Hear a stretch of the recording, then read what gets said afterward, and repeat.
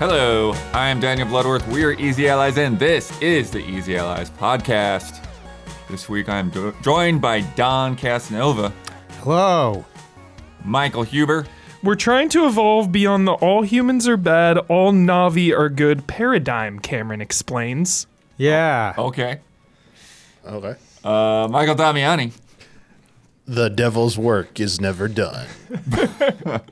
You watch it, Hubert? Hell yeah, dude. Let the devil out, bro. Lucky. Violent. So violent. So I'm violent. jealous. I want to see it. And Frank. Frank Castle. Frank with an axe, dude. Yes. So sick. Max Pander. Making it all happen in the control room. We've got Isla Hink. Another obscure quote from something. And Gabby watching over us. Thank you. Rip David Lynch, by the way. Yes. And Bob Uecker. Bummer about that. And Yeah. Bob Uecker, dude. Just did it Oh, outside. you see what happens when you stay off the grid? Oh, man, that stinks. Yeah. Dang it. Yeah. Wow. Yeah. Friends, we are here to talk about what's new, what's news, and what we've been playing. This may be a bit of a shorter episode, but as soon as I say that, you know it's not going to happen. But Cursed. it's been a weird 7-hour week. episode. I've slept in this studio for 4 days. Yeah, we've had a lot going on with wildfires and evacuation and spending time discussing what we want to do for 2025. And then January is generally just a slower month in terms of releases and news. Big time. But we have big ones. We have big ones this week to talk about, for sure. The Switch 2, for one, has finally been shown officially. The real. Not a leak. Okay. It's happened. Nothing like a new console announcement. Don't tell me it didn't happen. It happened. I was there. The way you said slower reminded me of when Rick Moranis in Ghostbusters says, "Many shoves and zools knew what it was to be roasted in the depths of the floor that day, I can tell you." Sorry. Moranis. So good. We got a first look at Blood of the Dawnwalker, which is from some former Witcher 3 devs. Isla's got to be, she's taken over the world in Civ VII. I killed Ben Franklin. Oh, no! Why would you do that? Yeah. He asked for it. He was encroaching on my shit. Can you take him out and then there's no electricity ever? That'd be really cool. Oh, that would be so awesome. Yeah. No kites, actually. So funny. He didn't invite kites or keys yet, so we can't open any of the doors in my wide-reaching kingdom. U.S. History by Quantic Dream. And Damiani has been playing the new Tales of Graces remaster. F. Yeah? Say the F. Tales of Grace's F. Tales of Graces F remaster. Wouldn't even say the F. Yeah. It's just funny because Scholars to this day. F still was don't know what the essentially F already stands a for. remaster, and now it's a remaster of the remaster. But Is that true? We have no idea what the F is? What if it They're just still, actually... they're still debating amongst themselves today what it really means. No idea what the F it is. What if it actually means Forte and they just... The whole remaster is they just turn the volume up slightly? It's just literally louder. But yeah, let's get with the big one. The Switch 2 was actually shown this morning. Oh my God. And just the most. There were rumors. People somehow knew. The leaks have been the story of 2025. Just constant leaks about Switch 2 stuff. Plug them. And people were leaking that the video was going to come out. And when Nintendo didn't say anything, when people were like, well, I guess that was wrong. And then I look at my phone at 6 something in the morning. I have a message from Sarah Knight showing me the trailer. I'm like, oh. And I look at my email and I'm like, yep, I guess this happened an hour ago. Just out of nowhere. Yep. No That official burnished warning. metal, though, dude. What's that? I want to hold this thing in my hands. One Yeah. thing's for It's gonna sure, be it's going to feel bigger. good to hold. Yeah. Yes. The texture seems nice. Yeah. And the It's shapes. matted, right? Yeah, Looks like it. it looks Looks like it. matted with a little bit of texture on it. Yeah. I don't trust this magnetic holding device or whatever. I wrench on these puppies, these controls. Yeah, so we're playing the trailer right now for anyone that's watching. But yeah, the animation makes it clear that it's a little bit bigger. It shows off the Joy-Cons and how they detach and all that stuff. But it's really just a hardware design kind of thing until we get to the very, very end. Called this. This part right here. This is the biggest part. This is the This is the biggest part. Yes. That is the biggest part. Yep. So there is. Why are the controllers sliding around Gonna be like mouse. They look like Tron cycles, like Tron mouse cycles. mouse functionality? It is a mouse Why? functionality. The, Why? the return, Why? the Wait, it return of RTS, baby. StarCraft 3 exclusive on Switch 2. I thought that they were just moving around to be cute. So Isla, if you bring up which image was it? It's from image 1 that I put on there. It's a close up. Okay. Am I stopping the trailer? Well, let's look at Mario Kart for a second, and Called then we'll it. stop the trailer, and then we'll bring up the. Is the this close-ups. Mario We're Kart going too- 8 we're going too again, or is fast. it No, it's a 9? brand new It's game. not. It's definitely Holy not the same shit. game. Where do you Yeah. skip like We one were mystery so button on the Joy-Con? One of several criticisms I have though of the trailer, Blood, that Mario Kart 9. We'll get there. I mean, that not exact having a thing. meme? That Yeah. exact thing what Isla do. This is Isla, okay? Professional of the industry. Now, Yeah. what do you think Is of it every 8 or 9? layman in Yeah, town yeah. is looking at this and going, why not just bust it up on the screen, that logo or something? Make it Right. abundantly clear. So this first image, we see. They can't see it yet. Hang on. Okay. All right, go for it. But yeah, so you see, so this is when the blue side, the left side turns towards the camera. So there are two optical diodes there, like you have on a mouse. Diodes? Oh, There those we are go. diodes. Yeah. Those aren't the Diode magnets, I see. detection. The hell is So, a diode? Laser diode. That's just how the mouse reads Okay. position. Okay. But something which unconfirmed, but somebody was saying that because there's two of them, Yeah. that it would not be able to just sense like a mouse, but like you could also it could also somehow determine tilt. I'm not 100% sure on that. That's just conjecture, but that's an interesting thought there. Is it one in a mirror? Looking into this mouse right now, it looks kind of like there's like a reflective diagonal. Yeah, I think some Whatever. mice have two as well. So Oh, okay. again, I don't know that it necessarily means that. It may just be like a precision thing, you know, like a redundancy to make sure that they're extra accurate. But yeah, as you see in that animation with the Joy-Cons sliding around, yeah, you can slide them around So sick. like a mouse.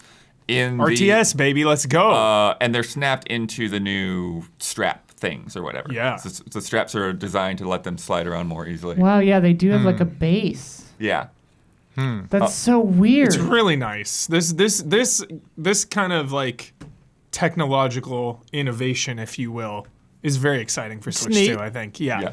Well, I think it's just particularly being able to exciting have like for- mouse control and being able to probably like easily go back and forth between like normal controls. Oh, okay, now there's like a lot of text options or something. Let me switch to mouse control. Yeah. Uber. Like that's really cool. Yeah. Yeah, I know PC Also- has been doing that forever. Whatever you can say But that. what I'm, like, what this I'm is really excited cool. for, Huber, is one hand on a control stick, Yeah. the other hand on a mouse. Yeah. So you're walking with this, but you're shooting with the Ah. mouse, you know? Yeah. Exactly. Very cool. Very cool. Because we got to think bigger here.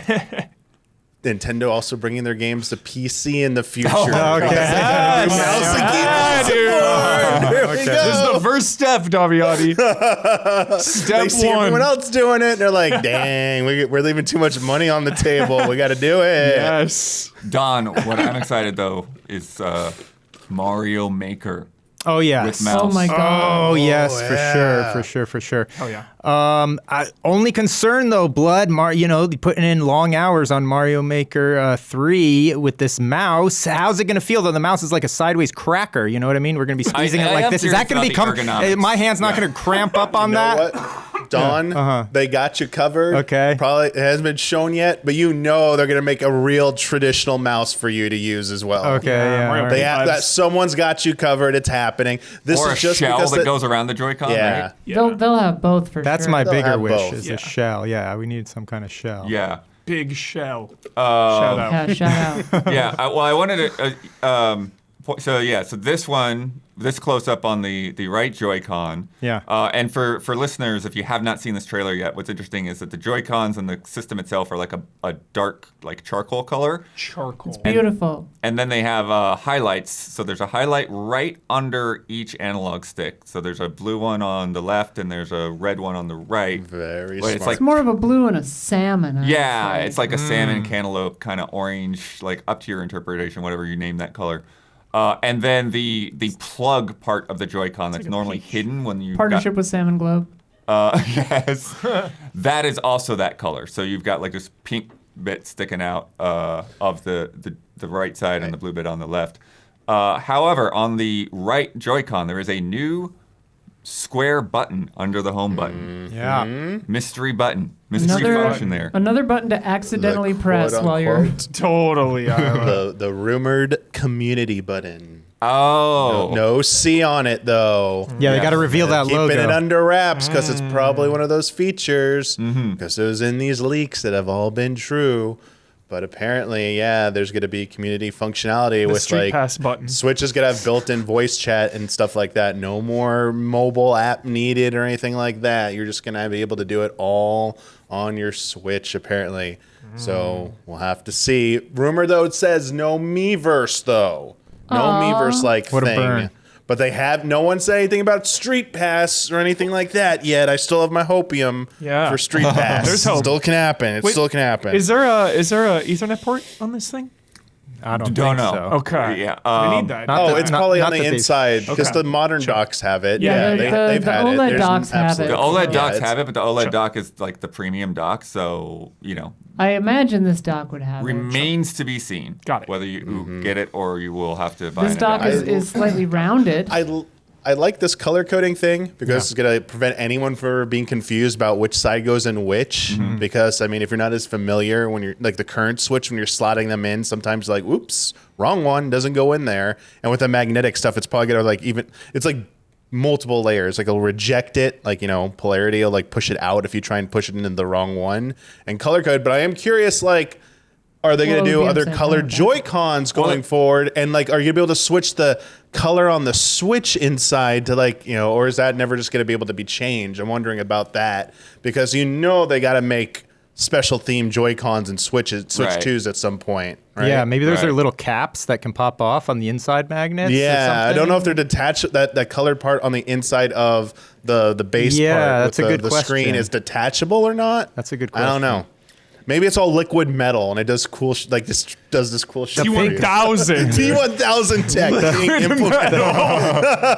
Pink looks like Yule scum. A nice yummy piece. Nice yummy piece of Yule scum. So one thing that Damiani brought up that we didn't address is that they are no longer doing the slide rails to go into the main console. You don't slide it down on the side. You They just snap it plug in. in from the sides. I think that's There's gonna a feel plug good. sticking out. It's gonna feel from so the console good. on each side. It's gonna be addictive. I have a lot of. I think a lot of people are going to be playing like this. It's gonna feel good. And It does give off Steam Deck energy for I sure. like if you pull up image 4. So this Image threw me off for a minute, but I think I figured out. Next one. There It's it sort is. of out of order. So there's like a third, like it looked like a third trigger on the Oh, back. I was yeah, like, look what at the that. heck is This that? makes me concerned because it seems very bumpable. Well, no, what I think it is it's the release. No, I know, that's what I'm talking you about. Pull to pull it out. That is what it is, but it seems bumpable. I don't think it is. I don't think it's that. I think you have to put enough pressure on it that it won't be a problem. I hope so. What does it need? Because at first I was like, if it was a trigger, it would be too hard to push. And Why now does it's like, it need that's a why release? it's hard to push. You're because sure you that's the own- release? I'm not 100% sure. We're That's the thing that makes the speculating. most I think a Random. release would be. I mean, what's In the point a- of that? With these magnets, we don't have the magnet system's not Hey. working well In a enough. leak, of like third-party stuff, they pushed those to pull the things Yeah, off. So I wow. think it is. Yeah. Now I'm Yeah, I think questioning you the power push of it these in, magnets. and there's a part in the I think controller this little that nub sticks or out. something. Yeah. Yeah, I see. Pull it Top out. 10 I'm very curious to see nubs. those people do the stress test on that magnetism, like Yeah. banging it against stuff to see if they fall off or whatever, like the Joy-Con part when it's attached. I want to see the strength of that to see like how if someone's gonna do that. But I They're think gonna the be like, magnetism is just like it's sort of like it's like an additional like a thing. Like it sticks in there already, but the magnetism makes sure it snaps in there more easily. Snap it. Gotcha. Yeah, so I was like a click. Okay. Yeah, and then Yeah, that switch noise. Or the should we you call it can switch? go on Can't that do it. last close up now, which is that's the shoulder buttons there, so you can see the Oh, let's the take a right look. shoulder and the right That trigger. looks pretty Yeah. much the same. almost honestly, identical. I'm They look looking a little literally bigger. at my Switch right now, Yeah. and I'm looking pretty Almost similar identical. right there. Nothing too shocking, but Blood. what would seems we like like it to goes see up more. possibly about those shoulder buttons, everyone? Oh, analog. Instead analog shoulders, yes, please. will they actually be analog this time, I hope or are they so. still I just hope going to so. be? That's the big question. Yeah. The second one looks like it has enough travel for that. The first one, I don't know. The first one looks a The tiny first bit one raised wouldn't up, be. It would though. just be a More shoulder raised. button Yeah. like the Xbox. The one thing I am curious about, Damiani, is that like even though they've kind of kept the same layout as the current Joy-Cons, they are larger. And Yes. so I am curious if that's going to feel more comfortable because I've always felt like the Joy-Cons Yes. are a bit small for my hands. This is the Yeah. biggest thing. I mean, No. go ahead, Damiani. Go ahead, Don. The only thing I was gonna say is like size being bigger is good. I just don't. They can't be heavier. Yeah. I like Sure. the heavier they get, the more tired you get when you're using it like this. So like I think they're a great, perfect weight for most people, including children. But like yeah, like look at it. Like my thumb space, how far I have to like bend Yeah. down. Like if it's a little bit taller and I can do that, I think it's gonna be nice because these are really small. Yes. I feel like for my hands, I do feel like sometimes I have to readjust every now and then to get like a proper grip on them. Sorry, Yeah. go ahead, Don. Yeah, no, just exactly what you're saying. I thought that was basically the biggest universal sort of criticism of the Switch is just like the ergonomics of the controller, the discomfort of playing in portable mode. For anyone, I mean, Joy-Con most people. drift, too. Yeah, and it's not just this. Well, that too, yeah, but the like, just no shape to them, and so I think that's why I refuse to believe those leaks when the videos came out of the accessories and stuff, because I'm just like, look, if it's not a Pro, if it is a 2, at bare minimum, the form factor needs to be different enough, especially the number one thing on that form factor that needs to be improved is it needs to have some bulkiness to wrap your fingers around. Yeah. Some, just a little bit. Not, you don't have to go all the way like a, nunchuck or something like that, but it needs to have some kind of shape there. Otherwise, I mean, that's the thing, the main thing about this. I'm just saying, how is it not a Pro? Isn't it just a Pro, Damiani? I mean, how do you define pro though? Well, that's I feel like slightly upgraded pro tech is with about- almost the exact same body don't- we design. don't I have don't an know if form official factor really determines whether or not a specs yet. system is. Well, that's like, what I'm naming saying. Convention sometimes looks like it's like smaller for slim, but Well, what I'm pro saying usually is- implies like more power under the hood, not necessarily like a radical change in form factor. Like the PS5 Pro is smaller and has like a little bit of like a sleeker design with those 3 wavy things in the middle, but it's not fundamentally radically Yeah. different than the But base that's PlayStation exactly what 5. I'm saying. This thing is so fundamentally not radically different that how does it classify not as a Pro? Is my only criticism. You know what I mean? It's like it could have been released 3 years ago. Well, Someone explained to me But why it's, it couldn't it's have been 8 released years, 3 years ago. It's 8 years later. It's bigger. The tech is 8 years better. So it being this big is I don't know if it's 8 years better tech. Well, you well. look I mean, and see, but it's potentially 8 years better tech. I'm sure it's only 3 well, that's years what I'm better saying. tech. So if the but- tech is just going to be that much better, like they needed to do something. I really feel like with the form factor, something to make it Don. like this is a different system. It's not part of the same little family, but whatever. It's just still going to be amazing. I think they didn't want to rock the boat too much because of how successful Switch 2 was. So Switch 1 was. That's- Yeah, For the future now. 100%. I'm telling you how Yeah. successful Switch 2 is. 100%, yeah. So I think they just wanted to address the 8 years worth of shortcomings and criticisms of the form factor and the Joy-Con functionality, but also if that other rumored report is true from Bloomberg that Nintendo has been sitting on this because they've been building up a stockpile, like 20 million of 100%. these in the first fiscal year, because they saw what happened to PlayStation 5 when it was Right. supply constrained. They couldn't hit their sales expectations. They fully expect this to probably continue the momentum of Switch, probably pick up from where it's been for the last year or two, because it has been slowing down. And I think they wanted to be prepared to give people, to get as many of those out there as they can and maintain a healthy supply, because of the past. These things, their popular systems have been sold Well, out. they guaranteed Switch was it. bad and Wii was even worse. You couldn't get like a Wii for like 2 years. It was like so Yeah. ridiculous. Yeah. Well, they guarantee. That's what I'm saying. They when they made the announcement, the first announcement. That's what they said. Remember, it's one of the first things they said. They said we're not going to have a shortage of supply, but that's something Right. we're promising you. And so that's the thing that makes it just feel so much more like, well, this was the Pro, but then they just decided, look, we can still get 3 more years out of the OLED life cycle, whatever. Let's just stockpile this Pro and then put a 2 on it.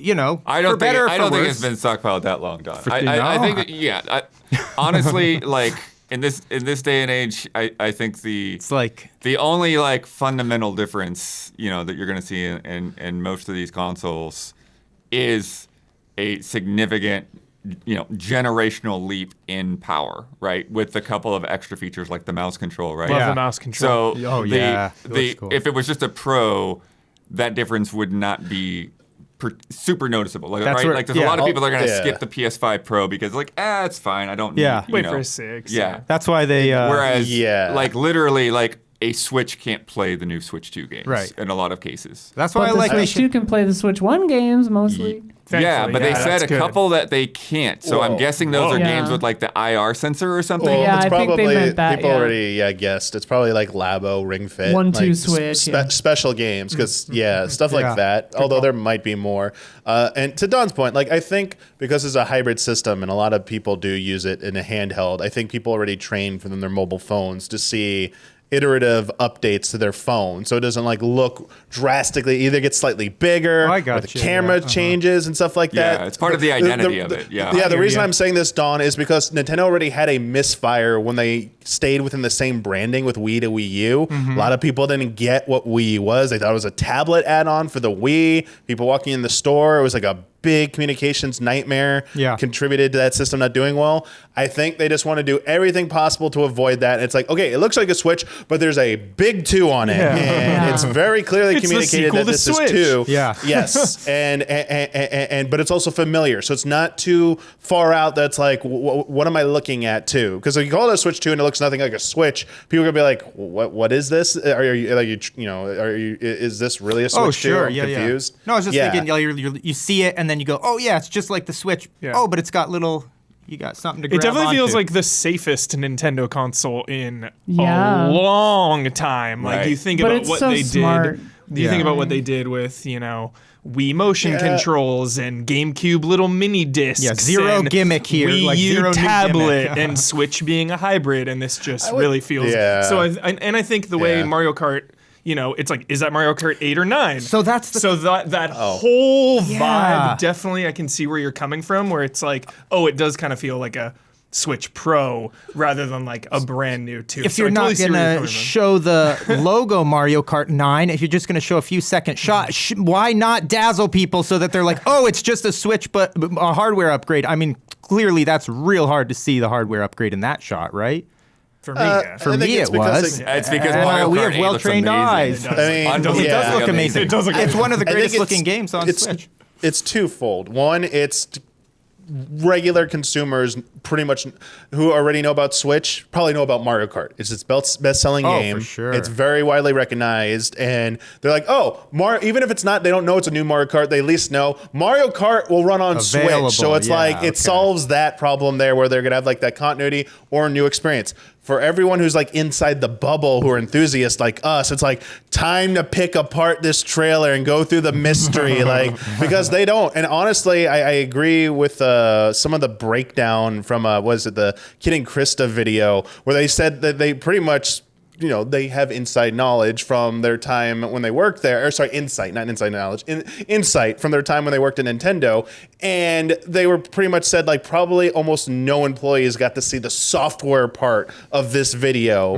That's why a lot of the leaks apparently had a lot of the details right, but no one knew what Mario Kart looked like because no one really got to see Mario Kart because they hide that stuff. Because Nintendo is more protective, I feel, about their software right now. And that when we get to that April Direct, Oh, yeah. that Mario Kart will be blown out there, just like we had Odyssey. Oh, yes. In the first Direct thing, we were like, we knew that was a new 3D salivating. Mario. It was a little bit more obvious, I think, than this. Yeah. But it's like we had no idea what it was called. We didn't even know about the hat gimmick yet. Right, Like, right. there's Yeah, probably good a call. gimmick to this Oh, that they're yeah. like waiting to like just you don't even know yet. Get ready for it. Like, Yeah, yes. I mean, there's like this No is the doubt. most like baseline Dude. Mario Kart you could get. Right? Yoshi's like, Diner hype. Like it doesn't even show Greasy anything spoon. to reference like the gravity elements of Mario Kart. Yeah, The sure, twists right, And the loops yeah. and stuff. It's just Yeah. like, oh, this is Mario Kart, but it could be like really any Mario Kart.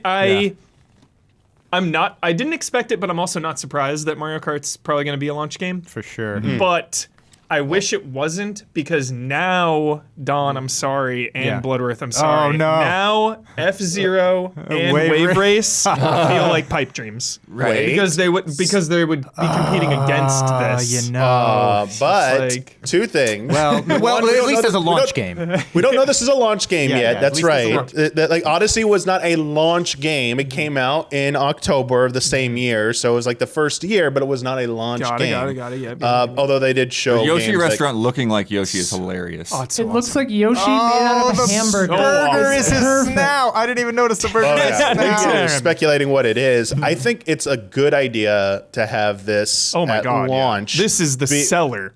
because God, it's, yeah. it's yeah, This is the be- billion-dollar seller, right? Besides here. the This is obvious, GTA. it's also going to get people to get they're going to get the hooks into people to start subscribing to their service if they already don't. Yeah.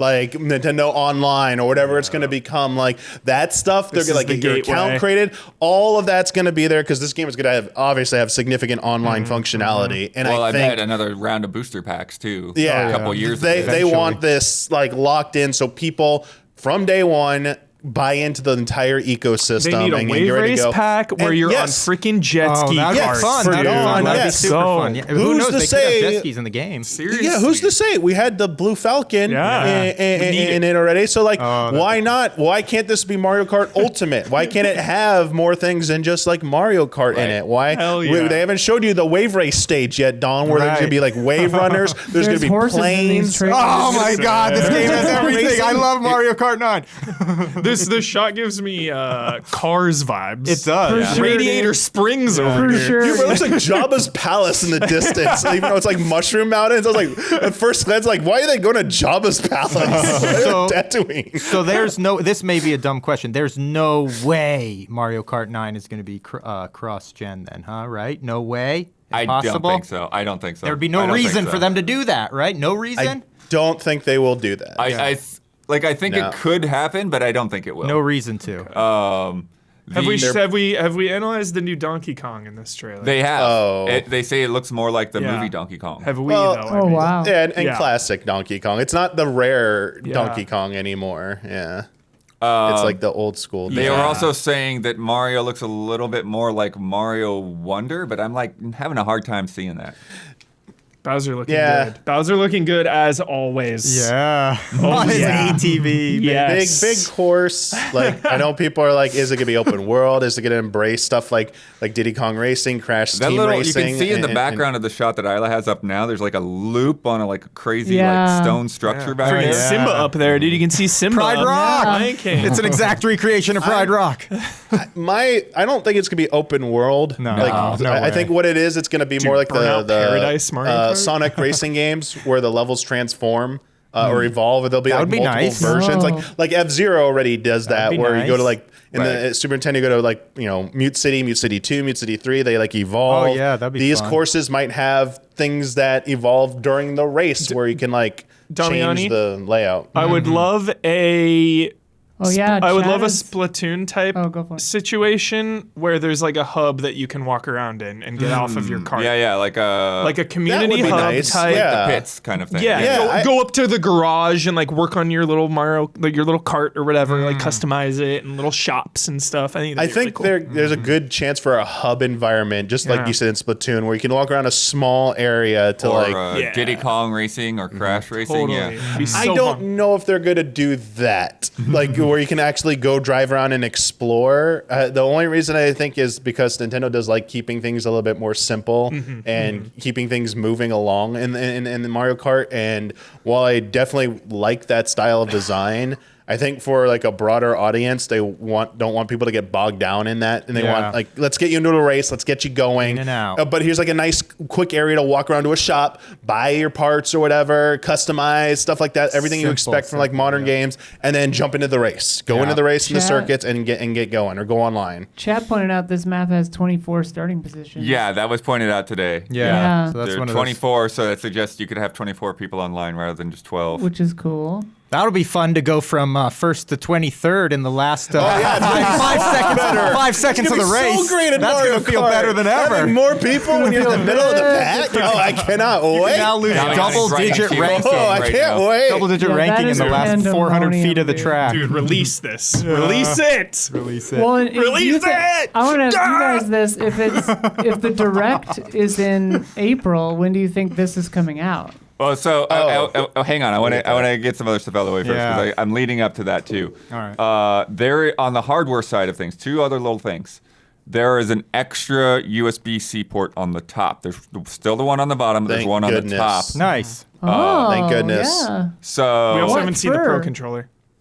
Good yeah, call. we haven't seen the Pro controller either. Yeah. But Good call. I'm thinking that the very most simple thing of that is it'll be probably easier to like plug in Yes. if you're holding Charge it. you know. Yeah. Yeah, it was always To a little charge, like awkward. if I have like the Pro Switch 2 And Pro please have an controller and I'm on a audio plane, jack on I the can Pro charge controller. it in. Yeah. Yeah. Please. And then the other thing is they really, Sounds good. with that highlight under the control stick, Damiani, it feels, to me, it almost feels like a mental addressing of Joy-Con drift. And so I really wonder if like there's something about that design is like, hey, we've done something to address this.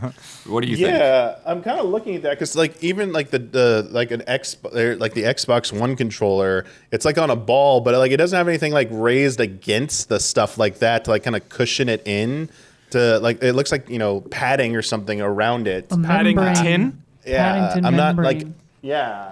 I don't think any of the controllers have that. I'm looking for my DualSense. Yeah, none of them have that. So that's kind of interesting. Yeah, maybe as you said, I think you're probably right, Blood. Their engineers probably saw this almost ensures we don't have that problem again. Yeah. Like, you have to yeah. imagine it was And one of it- their top priorities to address And that. it addresses durability because remember these on the Joy-Cons, I mean they're gonna be a little bit bigger, so I'm assuming the sticks will be a little bit bigger. But on the current Switch, they're kind of small. Oh, These yeah. things are tiny, Yeah. and like you can tell, like they're not gonna last as long probably. Maybe as like They do get the bigger, bulkier when ones. they do that animation. The sticks actually they get a get little bit bigger. bigger. Also, shout out to just how nice and concise and easy this trailer is to follow. I love that it shows the Switch 1 and the Switch 2 size comparison. Yeah. So Yes. elegantly, there's no confusion. Yep. It's really nice. Chat Just like, okay, claims how that much these bigger are is it? Hall effect joysticks, which use magnets and electrical conductors. I mean, that would be great, and it's probably one of the leaks. But yeah, there's no way to confirm that. I don't think just from looking at them. I think Dude, what if- I think that's from leaks or whatever. Boy, Yeah. this computer is struggling right Honestly, now. the way they have the Oh, yeah, I was gonna say control, the Joy-Cons It moving looks like around, Tron cycles. Dude, it Yeah, looks yeah. remote controlled. Like, can I race Yeah. the Joy-Cons against each other? Like, That's Wait. innovation. There you go, Huber. That's probably one of the games. Mario That is Kart absolutely gonna be Live, one of their dude. launch games where you're doing something like that. Not just racing, but using that functionality. Oh, you got it, Huber. You sniffed it out. let's go. What's it going to be called? Not 1, 2, 3 Switch. What would it be called? Oh, I mean, it might be called 2-3 Switch or something like that. Yeah, 2-3 switch. But yeah, so as we 2-3. mentioned, as we mentioned before, there will be a direct on April 2nd. Far away. Yeah, real far. Not February away. 4th. Jeez. But Yeah, then there that's are gonna also feel like going a to be long these time. Switch 2 experience events going around the world. Hottest ticket in town. So I It's a like to lottery. experience events. Yeah. so you have to kind of like the Nintendo Museum and stuff. You have to like put your Nintendo account into a lottery and hope you get pulled. Yeah. Wow, harder- Definitely, you'll be playing Mario Kart for sure. Yeah. But the first ones are April 4th to 6th. There's one in New York at that date.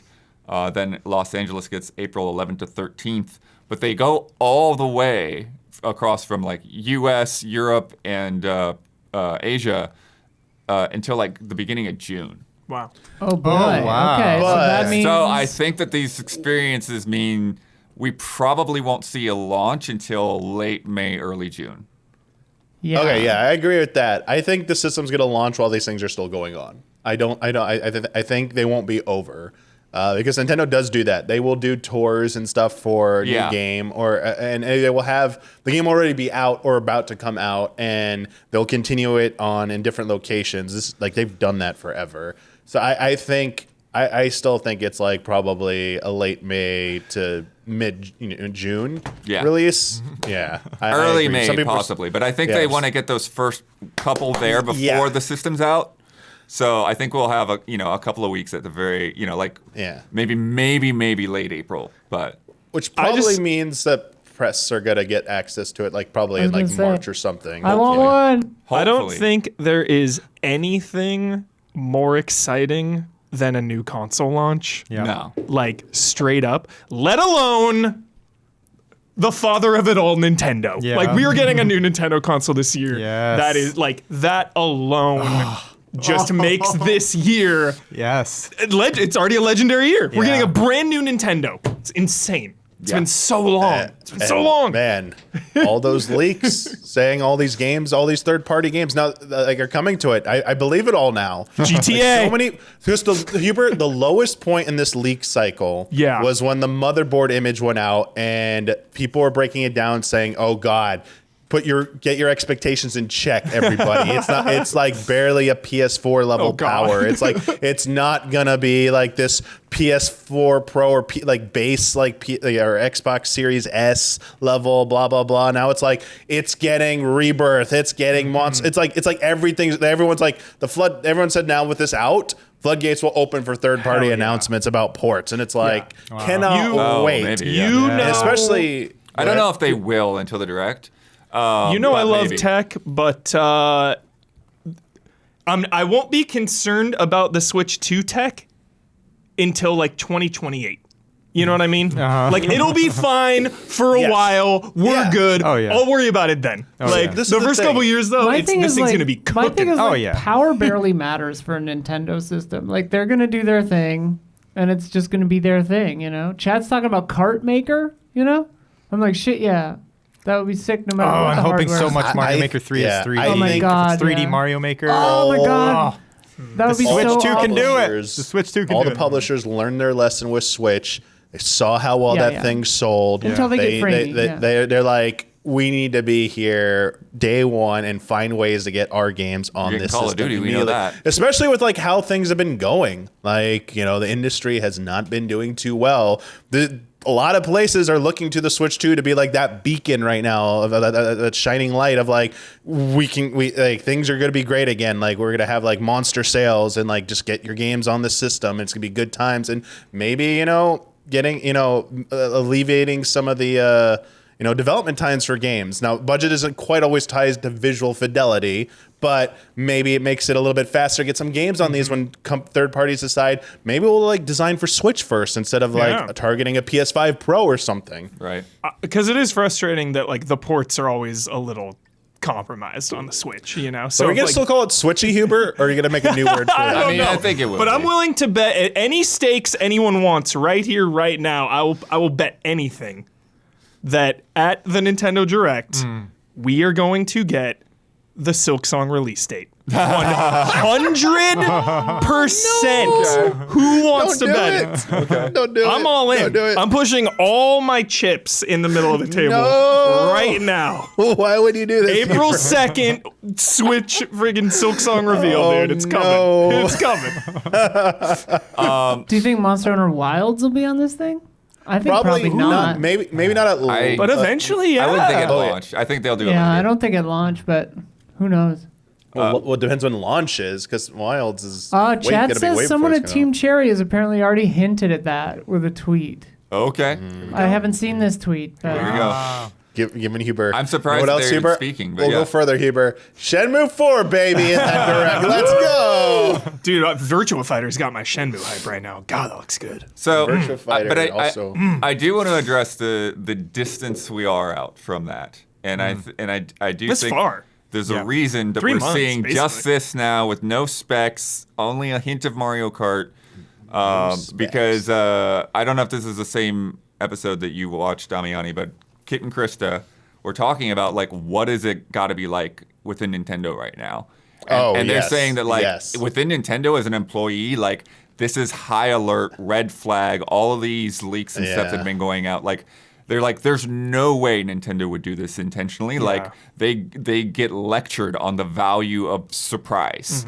It definitely took the wind out of the sails Yes. a little bit. Whereas it's always leaks are so annoying because instead of this big like, oh my god, like we're mostly surprised and this is exciting. Whoa, it's okay. They finally revealed it. Yeah, here's that thing we heard about. Here's this thing we heard about. Okay, I think the only they thing finally in there did it. that I really like and is new for me. And I'm not even trying to follow the leaks. I just hear about them regardless. Yeah. Same, yeah. Is They're the prolific. mouse cursor thing. That's the Right. only thing I did not really. And that was the best part. hear They're so about awesome. before. Yeah.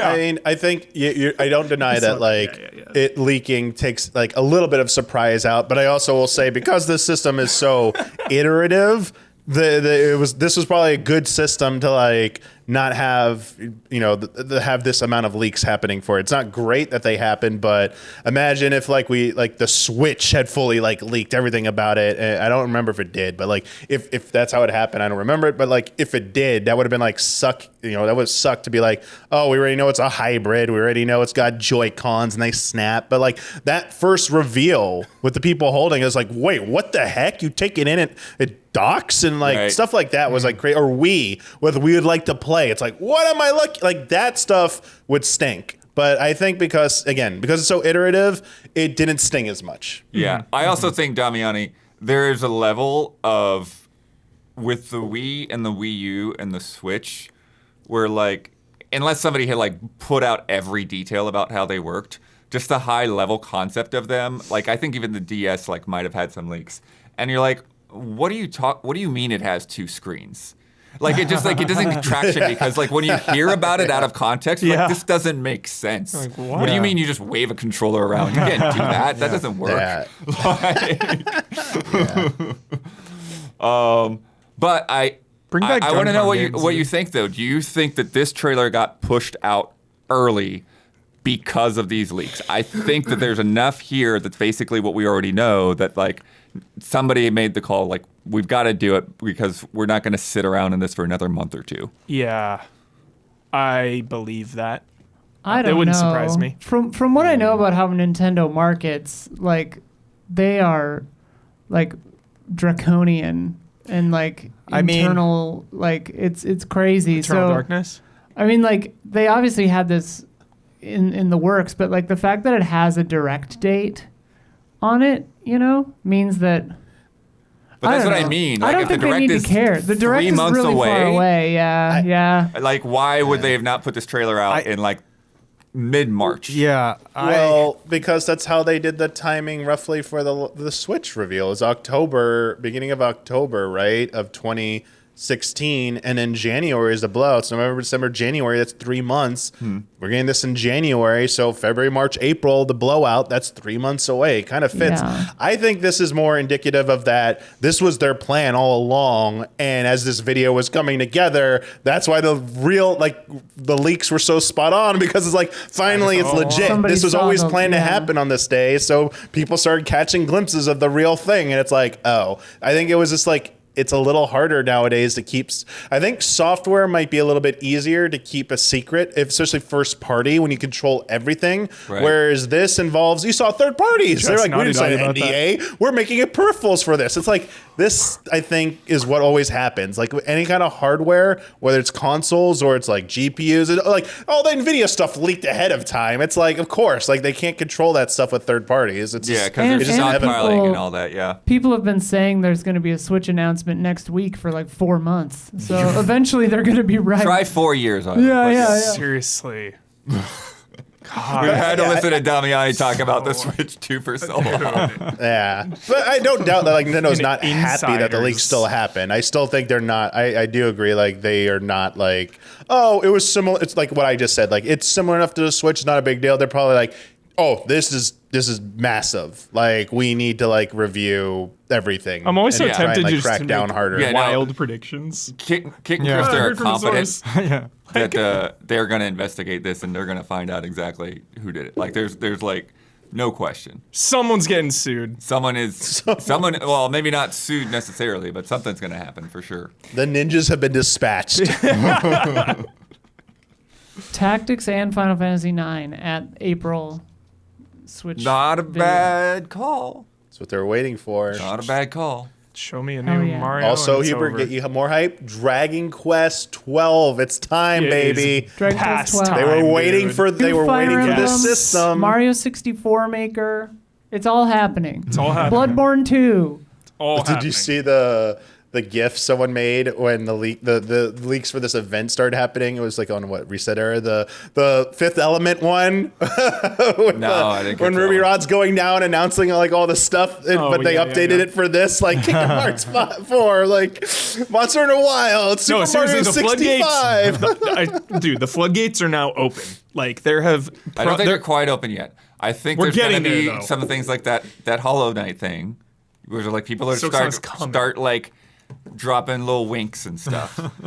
Silksong's gonna be a launch game, dude. I've But been then saying I that think, for years. yeah, that when that direct hits, that's when like everything is gonna blow up. All You're gonna hell hear about breaks stuff for, loose. Like the next Dude. 3 weeks, people are gonna be announcing Switch 2 games. It's gonna be huge. Dude, get ready for that Halo announcement on Switch. Master Chief on Hell yeah, Switch. dude, On let's go. Nintendo. Let's go. That was Damn. We got actually- Sonic and now we That's got also Halo. this week. It's an Yeah, so Xbox. there it is. Switch 2 is an Xbox. Well, but It no, is. like that's a rumor from this week, a report from this week that Halo Master Chief Collection is coming to PlayStation and Switch 2. Nice. So You damn right it is. Damn. Let me play with Nintendo skins, dude. Mario as Master Chief. Bowser as the arbiter. But I do Master think that Chief. I think there's still a, like, okay, yeah, we see the hardware, we see a couple of new things that are exciting, but I think there's a lot with that square button and with a lot we the don't user know. interface of the system and stuff. There's a lot left for them to show. This was you know? a tease Yeah. of a tease almost, it feels like, you know? Got to see the Put a Pro little controller, trophy. got to see the software, got to see the specs. Any of the online stuff is such a big question mark. Yeah. Obviously, for 10 years, we've been shouting achievements, Damiani. Yeah, that button's gonna have a trophy on it. You Don't know, worry. and It's the achievement. and you button. said earlier too, just like the Street Pass is like such a legendary thing. Right. Yeah, it'd be great to have Street Pass back. You know what, Nintendo? Here's your free like money idea. Someone on your team needs to be making weekly achievement challenges that are posted. That's so like when you're fun. on like your Nintendo account That's or whatever. very fun. That are like various games. So it gets people to go back and play old games. Like we want to see, can you do this in this game? And you earn like the gold coins, platinum coins, whatever. Because you already have like boot up the game and play this and That's so fun. Here you go. And This that's is how you do unique, it. dude. That's And a you're- unique angle and that I really Nintendo- like.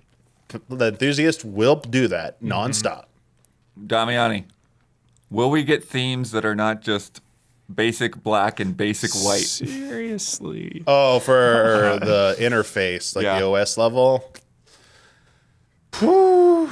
That one I'm not sure about because Nintendo has also had a history of constantly getting criticized for their firmware for being like too bloaty, running too slow. Well, Wii U Switch specifically. finally. Wii was great. Yeah, Wii was great, but like Wii U was like, this is going. I mean, it was just, I think it was compounded by all the Wii U failures that I think they just never want to have to remotely deal with that again. So if it's something that's viable and they don't think it's going to cause a problem, but also as much as people complained, I don't think it was I don't think it was that big of a complaint. It's just something. It's like a wish list item, I Yeah. think, for a lot of people. And honestly, I would rather everything just load instantly than frickin' have the themes. but I do maybe. agree with that. I one of the things that I found very refreshing about Switch, even compared to Xbox and PlayStation, was just how quickly you can move through that home menu. Unfortunately, they need a back-end update on the eShop because that Yeah, I was thing gonna is say the sluggish shop as heck. is so Gosh, slow. it's gotten more progressively. I think it has. It's There so are slow. The times last where like, few is there months- something wrong with my Switch? Yeah, no, I've thought the because same whenever thing. I go to the eShop, it's like this is like laggy. Chugging This is not Too many good. hentai Switchy. games on there. 16,000 titles a week they're releasing. About 60 actually. okay. But 2 questions. Yeah. 1, is there only going to be one version at launch? And 2, how much is it going to cost? That looks like a $3.99 to me. It looks think like a $3.99. I think to me as 400. well. Can't be more than $3.99 for sure. It looks Yeah. like a $3.99. I think you're right. But if it was, I mean, But I if it do was think- Depends on $4.50 or some things. I don't $500, know, they though. could get away with it. I think if there is another version which I don't think they would do at launch. I think they'll wait a year, but Just even with more memory. OLED version at launch. I don't. Wait, think this they're isn't gonna I have an assume OLED this will be version. This has got to I be assume OLED. This has got to be. No, It's not OLED. I mean, we don't have you any. kidding Again, we me? don't have any Whoa. concrete specs, right? Switch Pro. Still what I'm telling unconfirmed. But it sounds like it's still like this is like the original Switch screen. This is not an think OLED they're screen. gonna That go- wouldn't make any sense.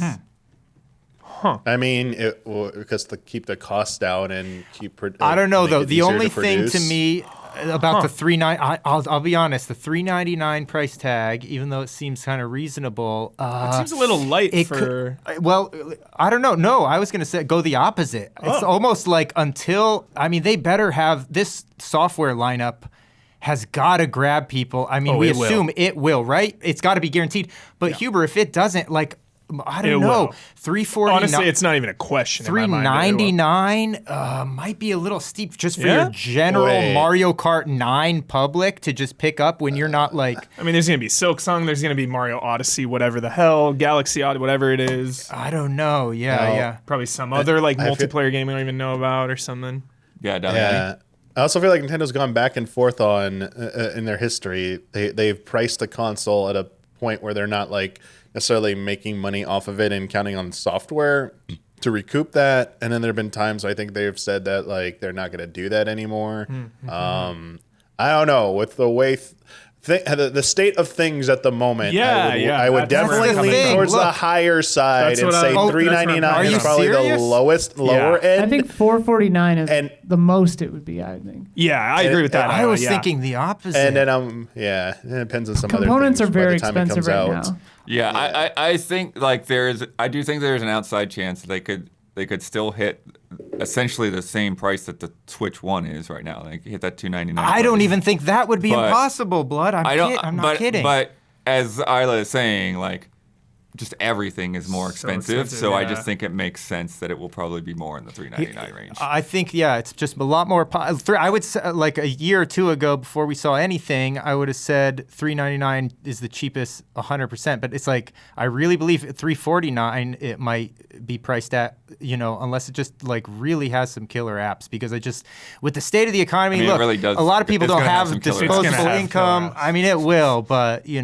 Like yeah, Mario, it's just- dude, Mario Kart alone is like It's the Yeah. killerest of apps. it is the game of games. It's like literally True. that in I GTA. know, yeah, Like that is. true, This thing is true. gonna Yeah, fly off the shelf. Yeah. yeah. And that 3D Mario has to be like almost The right. 3D Like Mario, Mario Kart- the 3D Mario is what'll do. I'm fully convinced that if Mario Kart was the only game at launch, they have one game and it's Mario Kart, they'd still sell out all the Switches. For sure. I mean, the thing is, I think the way that the market is now with consoles, it's like you could probably sell out without even having games. Seriously. It just plays all the Switch games better? Okay, That's cool. true. So right. You're so I right. don't know But how I mean, that's look gonna at work yet. look at PlayStation 5 Pro. Like Right. the Best Buy by my house has like 20 of them sitting on a Yeah, shelf. but that's a pro. No, I know, but That's I'm what saying this like is, though. but I'm saying, like, that- This is literally a pro. that's like too high end pricing. I think like Right. we're in a very weird position where components are the most expensive they've been in a long time, and consumers have less money than Right, and that's kind of what I'm Well, the saying. markets It's have been like, okay, I guess, but- because of the unique, not lately, but the unique timing of things is the only reason. Normally, I would say guaranteed. All you need is Mario Kart 9, and all you need is a new system, and you can easily. But right now, it's like people are a little bit cautious with their money, as we see with the PlayStation Pro. Didn't like isn't flying off the shelves, is available, right? And like It's if just you're sitting not there. if you're not differentiating yourself in a pretty big way, even a lot of the people right now that have the Switch might not be like, well, I absolutely need this day one, Well, I think it's- unless they see something like the Mario. Like a Mario would be a game changer. But Mario Kart 9, even though it's the #1 seller on the Earth, planet Earth, whatever, it appeals to every single person, like Mario would be the game, I think, that people would be like, I can't miss this that long. Yeah, Everyone. to me, Don, I think that would be the game for us. Yeah. But I think Mario Mario Kart Kart is the Universal. bigger, broader. For people to spend $3.99? yeah. I mean, And I think it's a little- Don, think of it this way: the right. Steam Deck, the Steam Deck LCD model is Yeah. $399, and the OLED model is $549, with Wow. with a bigger hard drive, 512 versus 256. Yes. So like, I think $399 is realistic for the Yeah, I Switch. think it's really like fair. I don't think that they could go more expensive than a Steam Deck. The base Steam Deck, people would not respond well to that, I think. Yeah. And it's always such a big win for Nintendo because they're cheaper than like Xbox and PlayStation. Yeah, It's yeah. always such a good selling point. Like, yeah, we're cheaper by Yep. like $100. It's a lot. It's enough. Yeah. Yeah. Any other thoughts before we move on? I want one right now. Go on right now. I'm chomping at the bit, dude. The micro SD Express storage stuff, like the pricing for that, because some of that was in the leak. That's going to be using that, supporting that. So that seems like costlier than the For like a other slot micro. for a Do you think micro that'll SD? be required, or will it just be compatible? That's for the expanded memory, like you currently have right now. So like, right, you but I want, mean, like, do you think I that think the if you older want- cards will work and this one will just be Oh, better? I think the older ones will work, but if you want like that faster speed, like Right. you want Under the game- kickstand, it did look like there was a little like yeah. flat part that I thought was maybe a Because micro the- SD reader. The GameStop SKU images that were going around showed it going up to 1 terabyte, but SanDisk only shows it up to like 256 is for sale on their site right now. So I don't think that. I'm curious. And those prices are like a little high for how much you're getting for them. So I'm curious if the system cost might be like a little bit lower because like it is going to offer lower storage capacity. I was wondering. And push the cost onto you as an option. Like, do you want to have more games on this system at once? You're going to have to buy one of these pricey cards. Oh, you want those fat? I mean, I'm also curious about what contributes to the game loading times. Is it like going to be this and or like whatever the internal storage is? Like, is that going to be even faster? Like, how fast are the load times going to be on this? Like that direct? I hope I don't know if they'll talk about it, but like that's one of my top things I want to see is improved load times because the express ones, they say it's like 3 or 4 times faster than the ones we've been using. So I better see faster speed. Silksong will have no please. loads. I don't. No loading. I would hope not. But Yeah, it's not a very complicated. Well, you don't know what they've done to it. But Yeah, it's a lot of true. I mean, time to, Dragon won't even Quest recognize this game. 3 HD 2D had some interesting load time stuff, and I wouldn't expect that to have real load times. Come on, it's kind of Chat like was, what's going on here? Chat was evenly split on thinking it would cost $399 or $449. Yeah. $449. Wow. All Interesting. right. Yeah, that's where I'm at. All right. Nice. Very exciting. Very exciting. be- New Heck Nintendo yeah. this year. That is Pumped. industry shaking. Looking forward to April 2nd.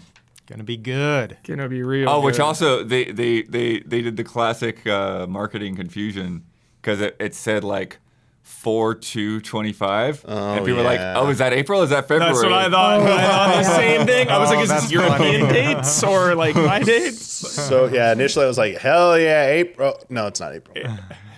Did you know that the passwords February, in the lake house work in either orientation, in European or American orientation? Oh, interesting. For the passwords? How's that possible? They just made 2 passwords. Sick. Very exciting. Whoa! Look who's here. Hey! Isla's on the desk Hi. because you've gotten to play Civilization VII. Hell yeah, I have, baby! A bit early. I've played so much Civ 7. I one remember more when, turn. because like a lot of the times when we get the codes, it's One like more. we kind of like it's like okay, cool, we have the code, and we'll get to that when we get to that. And It's already and set so to people loop, will John. check in and we're like, yeah, we got the code, it works, and that's about all I can say. Whereas like you were immediately like, hey, what about this and that, and like asking questions to the VR person like the next day. Because I played 8 hours of a game and then realized there was something in my footage I couldn't show. And I was like, shit. Like, what do I do? So I played another game, a different game. And Well, I a different run. different run, yeah. Still different. Civilization 7. Civilization 7, yeah. Yeah, I played Vermintide 2 instead. No, yeah, okay, so roll them. All right, Civ 7. It's everything you love about Civ, and it's got some new weird, funky stuff in it that's awesome. Okay, so the big headline is ages, as I talked about in preview stuff, but what that means is between every era... This is still preview stuff. Well, yeah, previewery stuff, but between every era, you have a different kind of age. And the way they explained it is that civilizations build on top of each other. I have this way later in the B-roll, so I should probably talk about it later. But I'm imagining it's, using the Joy-Con as a mouse right now. I mean, it is on Switch. Yeah. It's on Switch. There it is. So this is, if you're watching the video, this is my footage of me playing. The game looks great, runs really well. This is playing in 4K on a laptop. So yeah, there are these things called legacy paths, which are basically micro goals per age, where you can focus on economy. I was doing culture. So the way that you want to win, if you can complete your legacy path by hitting all of the kind of like milestones of that path, and then that gives you little bonuses that you can choose in the next age. So it kind of like it's your civilization's legacy as it moves forward through time. Do you ever do war? Yeah, I have some war footage in here in like 4 or 5 minutes. But the idea there kind of is that like you don't have to like stay with the Babylonians, Correct. until Yeah. the future. That's that's the ages thing. So the legacy thing is a different concept, but the ages, I guess, I didn't really finish talking about that. Ages. So it's the ancient age, I think, or antiquity maybe, and then it's the exploration age, and then there's another age after that. I'm only supposed to talk about the first 2 ages in my preview content,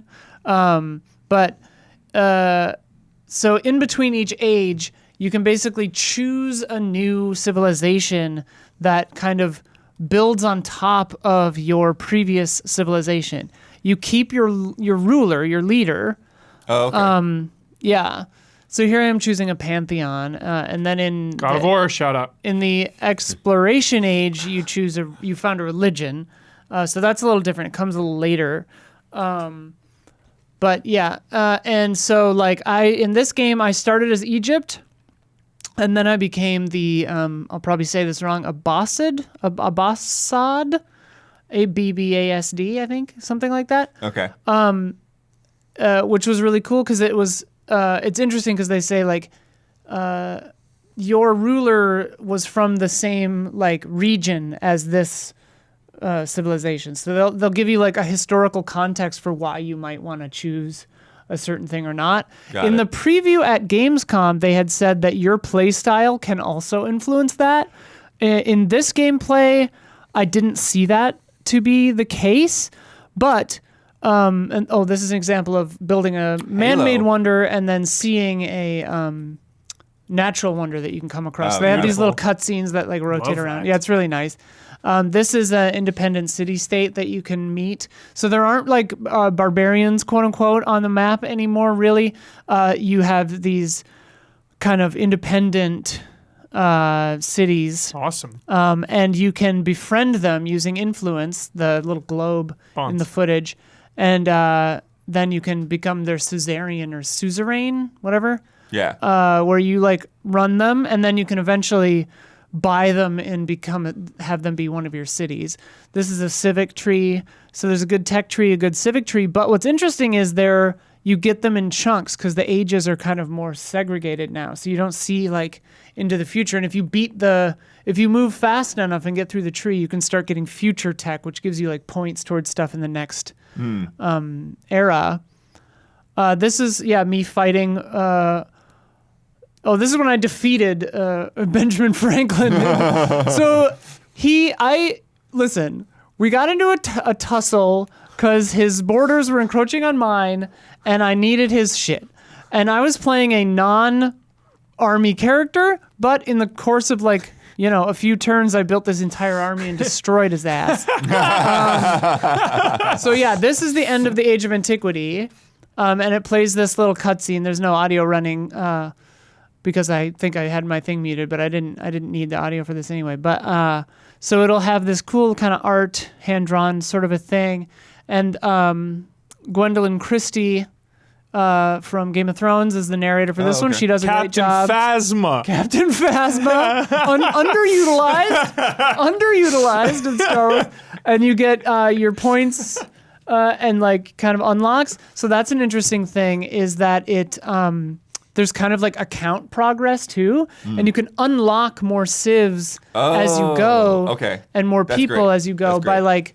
I unlocked somebody by having 4 temples. I unlocked somebody by defeating another civilization. I unlocked somebody by doing this and that and the other thing. In the next era, you can choose another legacy cultural or advisor. So it really does encourage you to like replay and try different paths. Yeah, and there's a journal up in the corner. You can track your progress on those legacies, and you can go for more than one. You can go for different legacies. In my full playthrough, I switched legacies. I did cultural for a while, and then I switched to science at a certain point. Can you have diplomatic immunity? I had the diplomacy in this. I would say. Oh, sorry. Here's choosing legacies between It's ages. a militaristic dark age. Because if you don't, you get the dark ages, or if you don't. Sorry, there's so much to go through. Yeah, I'm this jumping all over is the place. a I hope this thesaurus. isn't like just a totally confusing mess.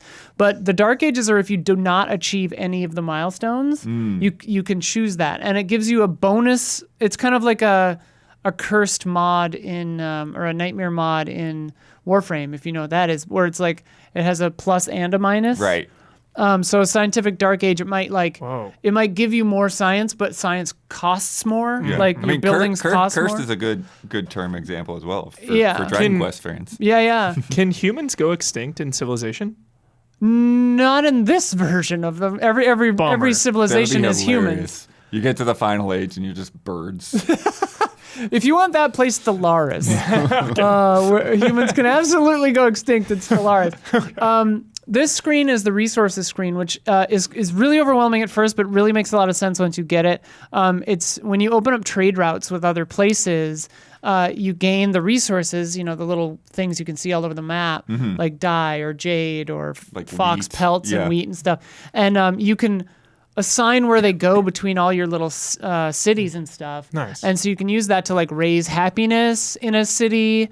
Here I'm upgrading a town to a city. I remember the same thing, Isla, where it looked so confusing. I was so overwhelmed with Civ, and I played 5, and then after an hour, it's just like everything just clicks. Everything it's Yeah. so intuitive. It's so unfortunate just nature of these games. Oh, yeah. Right? The same thing with Yeah. Frostpunk 2, right? Yeah. You do that tutorial You the just first start time, getting you're it. completely lost. You Well, and it's die, you so start much over, and words, it's like, yeah. oh, okay, I get it now. I'm Yeah. choosing a government. I went with a theocracy because I was going with a cultural route and it would help me spread my religion. But then I kind of abandoned that later in this run and switched more science. But this is cool. You can have government policies just like earlier civs. And this is leader attributes where you can put points into certain things. So you kind of grow your leader as your civ progresses. And it's really nice because you can kind of tailor it. By the end of the game, like I had maxed out the cultural tree entirely. But some of the other ones, I made choices strategically to be like, okay, well, I'm not building wonders anymore, so I don't need that one. I can do this instead, that kind of stuff. And there's a lot of like little nitty gritty things like that are really min-max nice. in it. Yeah. Yeah. But did you have to choose whether or not to sacrifice the children in the mines? Not in Seriously. this playthrough. God. No. Insane. But it is interesting, the diplomacy. You were asking about the diplomacy. So here's the diplomacy screen with Amina, I think what her name was. And so, yeah, you can do kind of like diplomatic actions with or against the other characters, like in other games. But the way they do it in this one is you use the influence points. And if someone comes to you with a thing, you can reject it, accept it, or support it. And what that means is if you accept it, there's no cost to you, no influence cost, but they'll get the full bonus and you only get like a partial or a different bonus. For example, like they might get 10% off on building wonders and you get 2 gold per turn, Okay. but you don't get the bonus. But if you use like 30 or 60 influence to support it, then you both get that bonus. Nice. And it's a bigger bonus to your reputation with each other. Got it. So I found that it was actually a pretty clear system. You knew why your diplomacy was going up or down. You could look at a chart that said like, oh, we have a touching border. They don't like that. Oh, our like agendas are differing. They don't like that. That kind of stuff. So you can try to correct away from why you might be pissing someone off.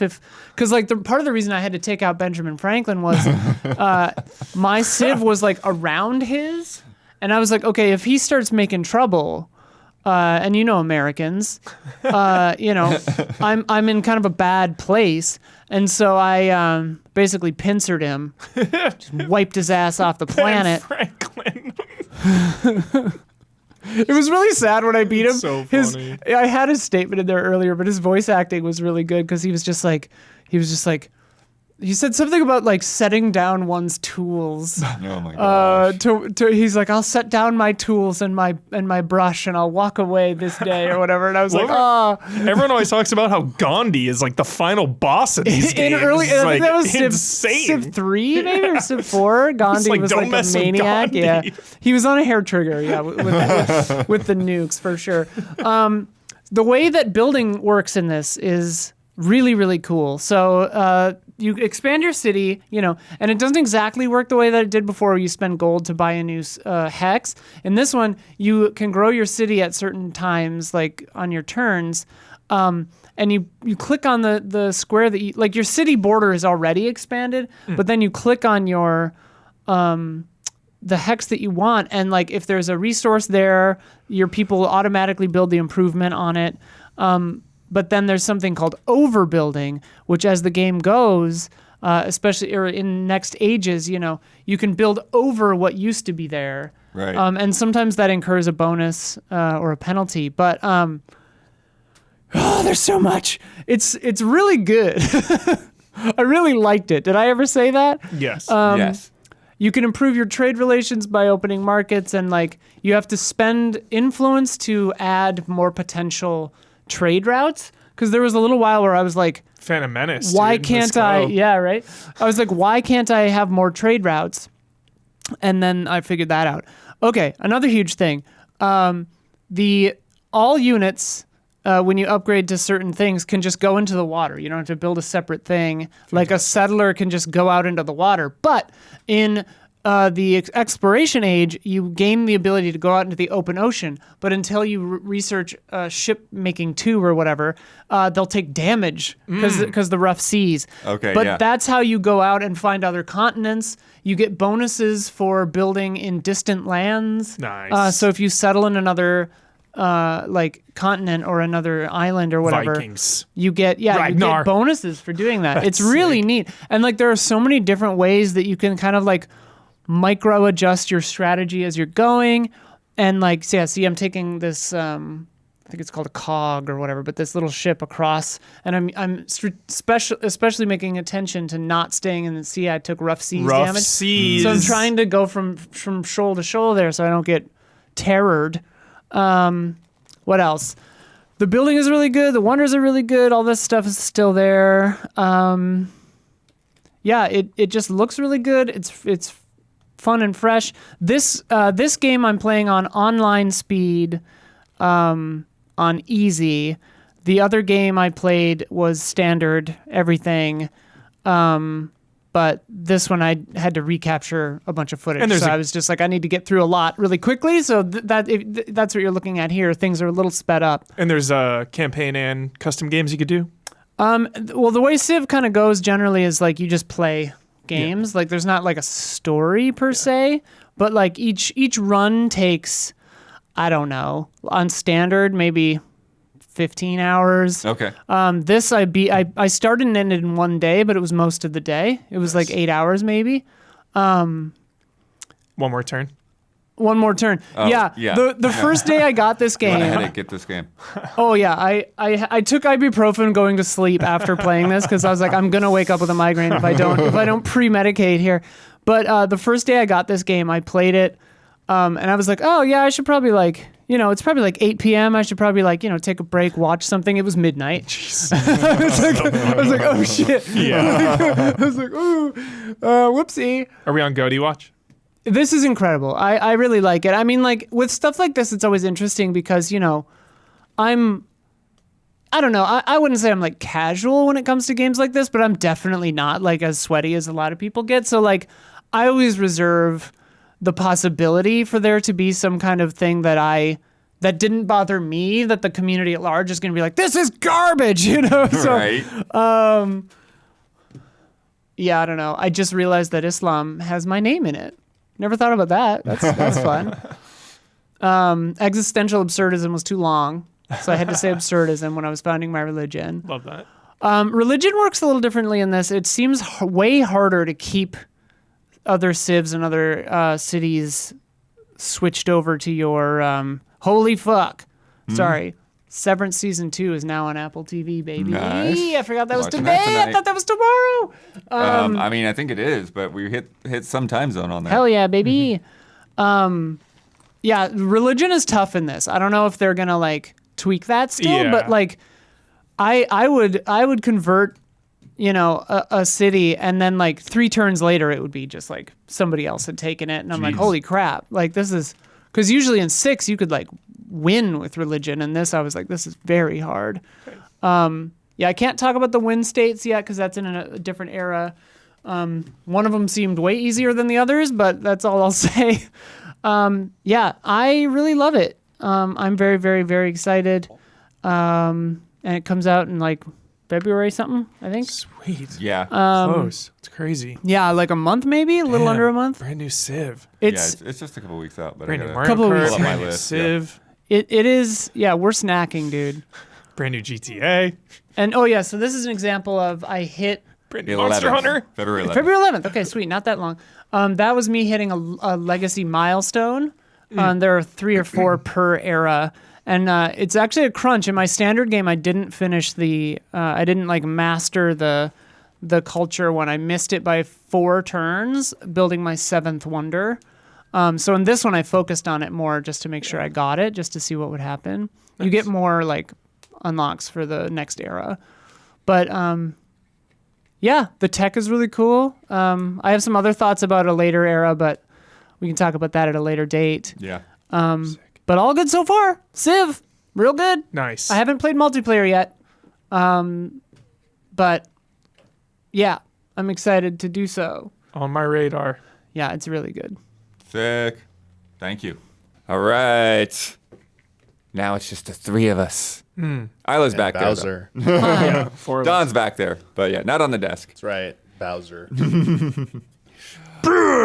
Damiani, when we were going through the winter game preview last week, we were talking about Tales of Grace's F Remastered. And we were talking about those original releases back in the day. And how there were sort of like kind of split opinions on that game. Like you're saying some people were really fans of the combat. Some people didn't think the story was as strong, but some people do think the characters are good. So now that you're replaying it, what do you think? Yeah. Again, OG version of Tales of Grace's without the F on it came out for Wii originally, and then Tales of Grace's F, which had an extra part, the F arc, which is what it means. I lied, Don. We know what it means. The FARC. It was, it was extra content and obviously better enhanced visuals, and that was for PlayStation 3. And this version is definitely. So originally I thought you were talking about like the Bandai Namco's efforts in terms of like remasters. You know, Symphonia, that's another question. And then we had Vesperia. And I would say like this is more on the side of like they did a really good job with this. Nice. Oh, cool. Nice. It looks fantastic. So aesthetics are obviously subjective. It does look like a PS3 era game or like a Wii HD era game that is running at a rock solid frame rate. You have like, you can choose 60, you can choose 120. It goes up to 120 frames. And it was smooth. And I was like, okay, in combat, out of combat, loading is so quick. And this game, it's not just like the visual fidelity that it just is the baseline of what you would expect from the enhanced visuals. The quality of life stuff they pumped into this game, I had to like look up a lot of it because I was like, this stuff could not have been in the original. Like when you're navigating, so the Tales of Vesperia, Tales of Grace's, it's an RPG. And the combat system is a real-time combat system, but you're moving around in different environments. You have towns, you have fields, you have dungeons. They're interconnected. It's not seamless, but you're moving from zone to zone to zone. And this has been like since like the days of like PlayStation when RPGs started doing this. Like even Final Fantasy VII. It would be difficult sometimes. Like, is that a door? Do I go through here? Like, where am I supposed to go? It has this new quality of life feature where if you just hold down one of the shoulder buttons, it will just like put titles over like this door is a residence, or like it just like clarifies things for you. And it has the option to have like a yellow marker if you like, I just want to know where to go. Time, dude. It's like, yeah, a yellow marker with the arrow. It's like, and distance, the distance counting down. You can turn that off. You don't have to have it, but it's like, man, I just want to know where my objective is. You could turn that on. There are also missable interactions in this game, like side quests that like if you moved on from that town, Right. it would just vanish. There will be a nice like alert on the edge of the screen saying like with the stopwatch thing icon saying, yo, if you could move on, you're gonna miss out on this. So they streamlined a lot of stuff in this. What else did they add? Like you can just like auto run and dash. So you just like sprint super fast if you really just want to breeze through and get around. I mean, you can hit a button to walk at the original walk speed if you really like that. Dual language. So you got both English and Japanese. I believe like they were not like included in the original one. They have, what else they have? I was reading up it. Most of the DLC is here. There are some licensed costumes because Tails is huge. Oh, right. With those licensed costumes, like one of those, like the Hatsune Miku, not here. Right. Couldn't get the renewal for those licenses or chose not to do that. All the post game content's in this one. Auto saving, like it didn't you're not gonna worry about saving this game.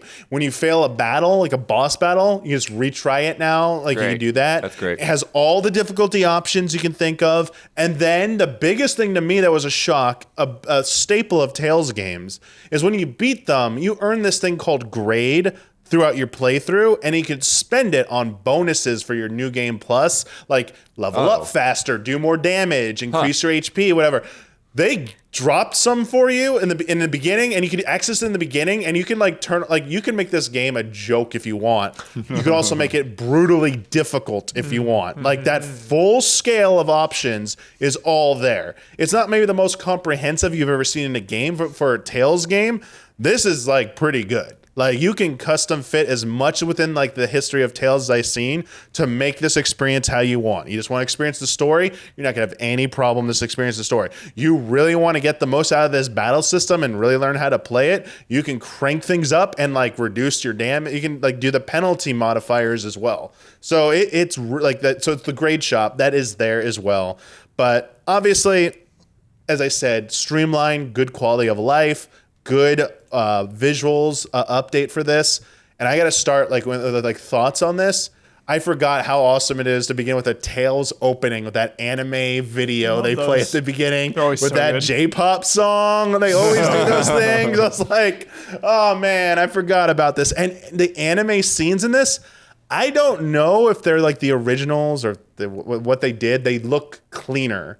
Like they actually look like they look, like they maybe like rescan them, like maybe had to maybe. compress them Also, before. I don't want to like toss out things out there that I'm not sure about. I don't know how they did it, so but it definitely looks like it matches the resolution I'm playing it in, and I'm like, oh, looks way better than any of the ones uploaded to YouTube that claim they're HD. This is like, and I was playing the Steam version. It was like full screen 1440p, looked really good, and yeah, banger music. I love that stuff. But yeah, to your original point, sorry. Oh, you're good. This game has a reputation about being one of the best battle systems in the Tales series, but the story might not be one of the stronger suits for it. And I could say, so I think one of the things I saw through, I played several hours of this game, and the beginning of this game is when you're little children. Right. All of the main characters are kids. And then there's a time skip, and it's 7 years later, and then you look like how all the characters look in all the promotional materials and the B-roll footage you're looking. They look like this for most of the game, but for a few hours, they look like kids. And that part is pretty slow. I will say it's trying to establish some things about the world, about it's doing character building. It wasn't nearly as bad as I remembered, but it was a combination of some of like its stilted delivery, but like it's par for the course for back then. It's like it's like bad, it's funny, and it's like, Right. oh my gosh, these lines, like, yeah, it has its charm for sure. And like you're getting to know these characters and you're understanding the decisions. And I think it actually, where it transitions into the time skip, I think they did I think it went over better than I remember. Now the rest of the game, I obviously haven't gotten too far into like the first time skip area where I'm like older and things have developed. But combat system, I will say, it really doesn't take off until you become an adult. It is a little simplistic in the early goings. I think that also contributes to, you have these first few hours that are very slow. You're doing a lot of world building. The writing isn't the greatest. It's like, okay. And the battle system really isn't flexing its muscles yet. You're really able to just get around with this like very basic combos because that's all you have. You just have basic combos. And you're not getting thrown at you like very difficult battle situations. You have like 1 or 2 boss encounters that really aren't the worst in the world. As long as you know how to block, you're probably going to get past them as long as you block against their attacks. But when things get to the adult part and you start getting the full complement of the system, so the combat system is you have a control of 4 different, up to like I think 4 party members. You control one at a time, but you can switch between any of them at any time using the D-pad. And you have a combo system for your attacks. And they're broken into 2 types of attacks at this point. You have like A arts and B arts. And they're both types of special attacks. And you're rewarded for doing these combos and also dodging. Whether it's guarding at the right time or using the dodge to sidestep and spin around an enemy and get behind. This game really encourages you to dodge. And it feels good to dodge. And you are rewarded for doing it. And there are pretty good tells on most enemies when you're supposed to do it, as well as like the guard system where you can't just stand there and guard. You'll like start glowing, and the glows indicate a different state that you're in where you can like maybe attack out of one of those glows and you won't get interrupted or other benefits like that. So you start to see the inner workings of this system and how complex it can really get. And I think from what I played, it does feel very satisfying. And honestly, if you want to like push it to the limit, you can crank up the difficulty. And if it's for whatever reason, if it's not clicking for you, but like you're enjoying everything else about a game, you can water it down if you want. But I do think for those who really appreciate a good real-time action battle system in an RPG, for how long ago, like, I mean, what is this, like, 15, 14, 16 years ago now that this came out, it still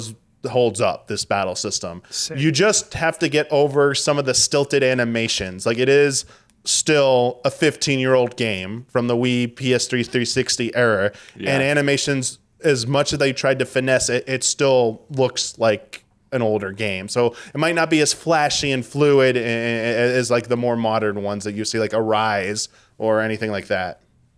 Nice. It's funny, Damiani, because when this game first came out, because we didn't get it for so much later, it felt kind of old when it came out initially.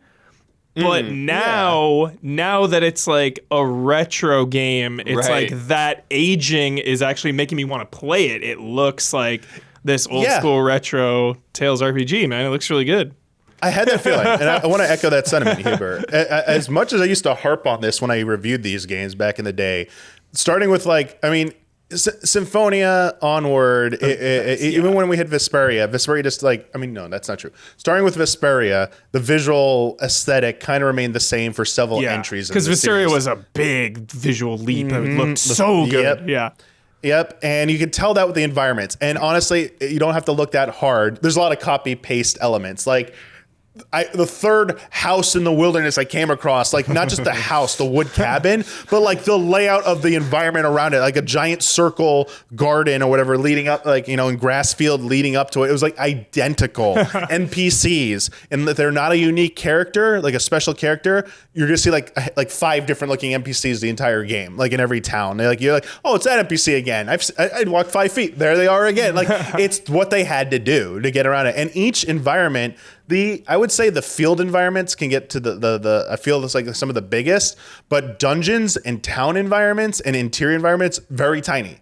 Very small feeling. You're not walking that far before you hit a barrier and you have to hit a button to advance to the next environment. So, but at the same time, like that visual aesthetic, that looks simple cool. error look of that for the 3D models. Yeah, it feels like it hasn't been that long, but it actually has been, like several years now since we've really had a game that utilized that style. And it's kind of nice to go back to that when you're always saying, Hubert, about genres of games where it's like, we haven't had one of those in a while. Yeah. Even if it's not a great entry, just having another one of that, even though these are not brand new entries, having a new opportunity to play this, it's like always fun. I felt the same with Vesperia. I think Vesperia still looks great, and I think this one has its moments too. Like you can see, imagine going back 15 years and you were seeing this. It's like, oh, that was not bad for 15 years ago for sure. Like a lot of systems, like there's like the dualizing. Sorry, they have some interesting names where you can combine items. You got the cooking. There's a lot of information overload in the early portions of this game, especially when you do a fight. They have the post-fight like kind of banter where they say like a one-liner or something like that, and it's kind of a trademark Tales thing. But they're dropping like a paragraph on you about, did you know that this mechanic does this? And I'm like, you can go review all this in a menu in one of the library areas and like one of the player guide spots. But like just like everything that's going on that screen, that's not like the place. I was like, they didn't change that. But like I remember this. Like these games used to do this, and like I very much appreciate how modern games like maybe teach you they disseminate information a little bit better than just dumping it all in like that. It's like, oh my gosh, slow down, like stop. I like, and it goes away so fast. I'm like, wait, where'd it go? That was important. I need to know about that. Slow down. Did you have any like any standout quests so far? Like anything that like so, just a specific moment that was good? I mean, it's pretty like straightforward. They don't there weren't too many like big side quests or anything like that. The child segment is pretty straightforward. It gives you very little leeway to explore. Whenever you try and go to a path that like, oh, there's a whole nother path this way. It's an invisible wall that says, you shouldn't go this way yet. We need to stay on task. It's like, oh, of course. Yeah. So, but the one thing that it's not quite a side quest, but it's a side activity you can work towards that they do give you very early on are the titles. So titles are kind of like, I wouldn't say they're necessarily like jobs, but what they do is they have a set of skills, attributes that as you rank up the title, you unlock a row that gives you a new like +5 strength or a new ability or something like that, and you rank them up to 5, and then you can like master them. And some of these give you like new outfits as well. So like some Tales games have done like weapons will give you like once you mastered it, you get like that attribute. This did it through titles, and this feels like a little bit more rewarding because it's playing into like the leveling experience as well. So you have like your character level, you have these titles, and some of them have like very cool, and like you don't have to master them at once. It's like you can pick and choose. I want that attribute, so I'm only going to go to rank 3 on this one, and then I want to switch to this title, and get these attributes from that. And that's just like one of the various quote unquote RPG systems that exist that Tales games are known for, that they do this so well. And this one, I think I forgot how much it was doing in this one, and I'm like, actually this was a pretty good way to handle it. Also, like there's no like mana system in this. Sorry, I might not be wrong. The TP system, it's CC in this one. So when you're doing actions in other Tales games, it will use TP, and you still have to use like items to possibly refill that. This game just lets you hang back, guard, and recharge it really quick because it wants you to be constantly moving. It wants you to be dodging, guarding, or attacking. It wants you to engage in the combat, not be worrying about micromanaging a metric that honestly, there's a reason why I feel like once this game started doing it this way, other games started to mimic this type of combat system because they said this is way more engaging for the player. It's not as tedious. They don't feel bogged down by navigating through too many menus. It's something you could do in real time and doesn't disrupt the flow of combat. So another thing that contributes to a great combat system for sure is these subsystems that are working alongside you to reward you for playing it the way, I wouldn't say meant to be played, but playing it however you want to play, but like you don't have to like, it's not interrupting, the flow of combat. Sorry. Anything else? I'm gonna definitely keep playing it for sure. Like I was like, oh yeah, this is really fun. Like I'm like just getting to like the good stuff when you're in the adult segment. I was like, how's Richard treating you? Dude, Richard. Dude, his disguise outfit, I was like, yo, is this like Sora? You look like Sora for a second. I'm like, okay. But yeah, the Richard stuff's good. I mean, there's good character stuff in there. I just think it's because of that error. There wasn't a lot of budget put into like voice work. Right. There wasn't a lot the writing was like, and localization just went through a slightly different process back then. No, things have to evolve. You have to start somewhere to get improve. And think of things before these games, even 15 years ago, things were like not as great even before then. So like this was just like one of the many stepping stones in improving that writing localization process to get us closer to where we are today, where things, come across a little bit better. And honestly, the budget was spent in the right places for this. I feel like, rewriting the whole game and relocalizing, I don't think was probably the best interest for this interest game. And they really ran into a hiccup with this. With Tales of Vesperia, Yuri's voice actor, they had new dialogue and they didn't get Yuri Lowenthal back for that. Yeah. And so you have two different voice actors at points. So it could be a bit of a minefield to go walk across when you're trying to navigate that. So I think they made the right decision. Too, right? Oh, was it Troy? I forget it was Troy, right? I think Yuri was Symphonia. Troy Baker. It was Troy Baker. Sorry. Thank you. Yeah. Yep. It was Troy. Yep. But yeah, that's something that you definitely can see like it was better money spent for this. But the outlook, the final thing I'll say is the outlook is that other than Symphonia, which I hope at some point they can go back and like do a proper remaster of that. Starting with Vesperia onward, it looks like, these games can get these treatments. And I really hope Abyss is next. It's like, I know it's a little bit older. It's a PS2 game, but it's like it's like perfect. It's like, that is the one. That's the one I want the most right now is like Abyss. And I really hope we get that next. Nothing worse than a bad remaster. I hate it. I think of Symphonia and I think of Return to Arkham. It's just like, dude, why are you like butchering these 10 out of 10s? Right. These can be so hit or miss. And I believe this was I believe this was handled. Let me just Google. I believe this was is it Tose or Tose? I always forget how you pronounce them. I'm gonna guess Tose, but I don't know. I always thought it was Tose. But yeah, they actually handled, I believe, the development for this, and nice. They're a solid team. Nice. They do pretty good work. But this is the things they're known for. So if this combination worked, then please, by all means, and good pricing. Especially on the heels of that Donkey Kong Country HD being a little pricey for what it was. Dude, the Nintendo Standard tax. edition for this is only $39.99, and it's on everything, dude. Switch, PS4, PS5, Xbox, Windows. Probably gonna be right. Like we'll work on Switch too. Mm-hmm. I mean, that's the only thing. Caveat. Last thing.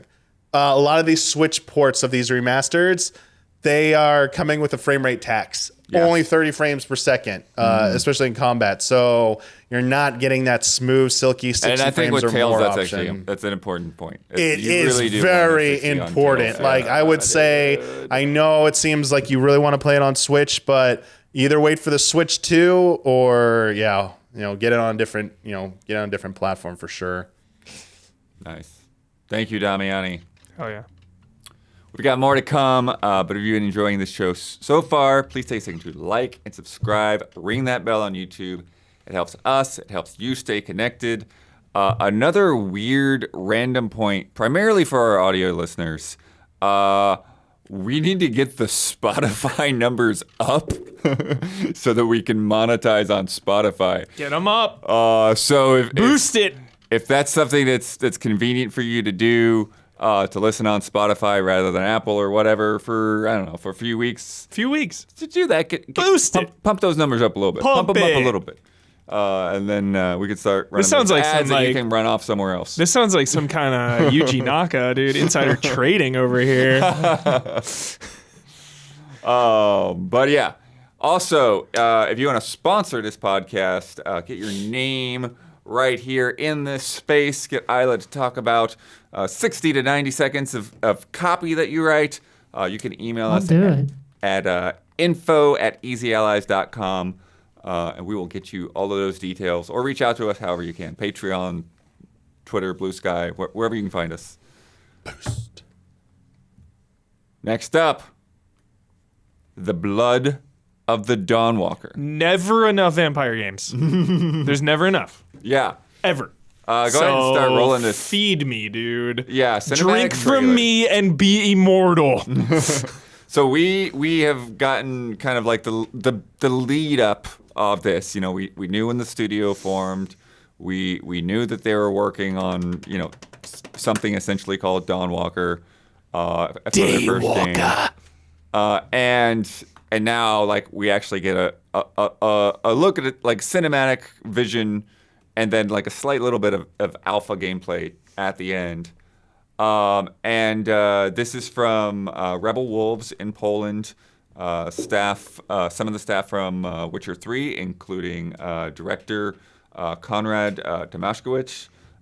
And this is a cool trailer, and it really, like, it echoes a lot of the Witcher trailers. 100% Bloodworth. It reminds me of the opening of Witcher 1 a little bit. Yeah, because you have, like, you know, just this character in this situation and, like, what's about to go down and, like, just the mob coming after them, right? Yeah. And it's this alternative 14th century, so it's like alternative history where, like, these vampires are just like, all right, we're going to start taking control. Sounds so sick, dude. And so the plague is going through, and you see this guy and his daughter's Black got the Death plague. with Sean Bean, don't skip.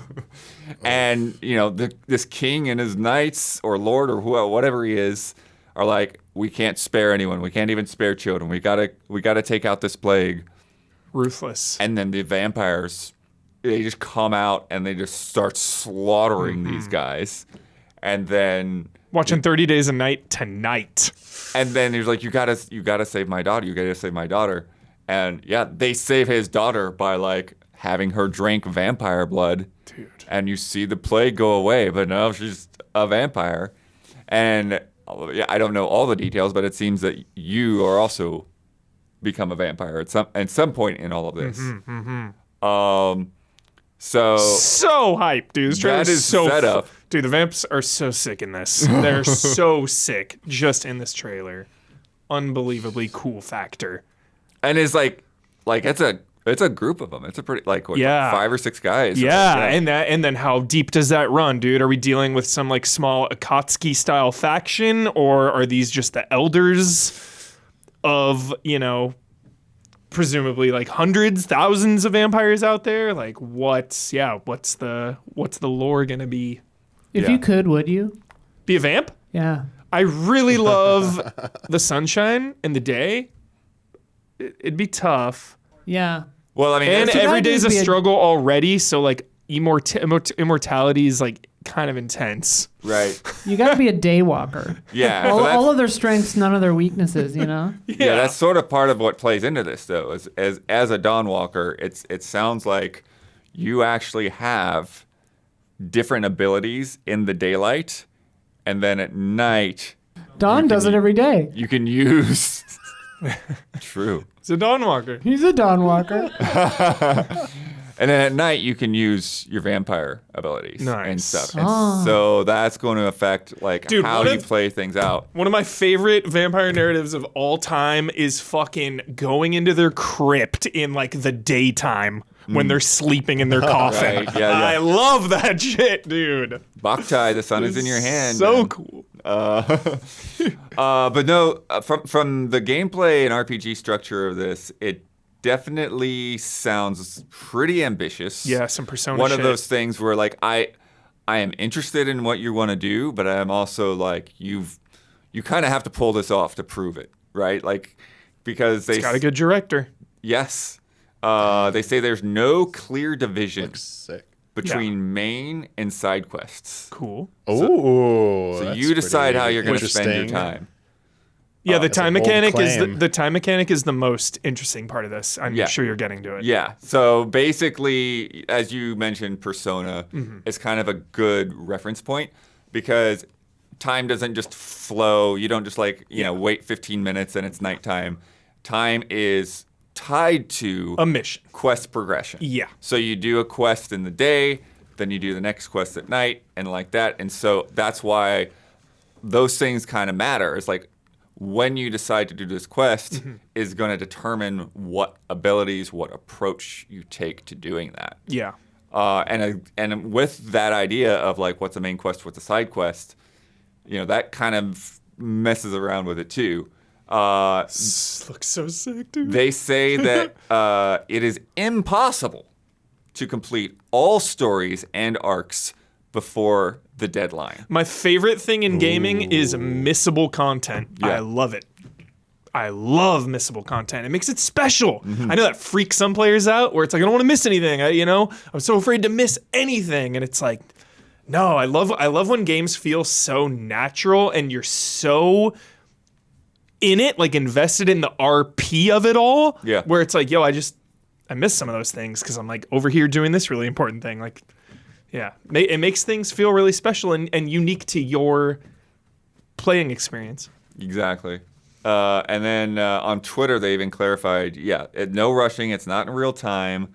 You will have a limited time to complete Cohen's main goal. So you have 30 days and 30 nights. 30 Days of Night tonight. Ooh. Yeah. Yo, that's got some really good shots. Great movie. And yeah, I mean, and then just even the like very small snippet of gameplay that we see, like there's a very interesting environment, some very interesting enemies that you Yeah. come up against. There's some guy with like some like Da Vinci glider or Yeah. something. Yeah. I mean, vampires have been in media since the 1800s. So like Yeah. to make really, really awesome looking ones, like it's not easy, Yeah. Like that guy's crazy, dude. There's like a big just like punching, dude.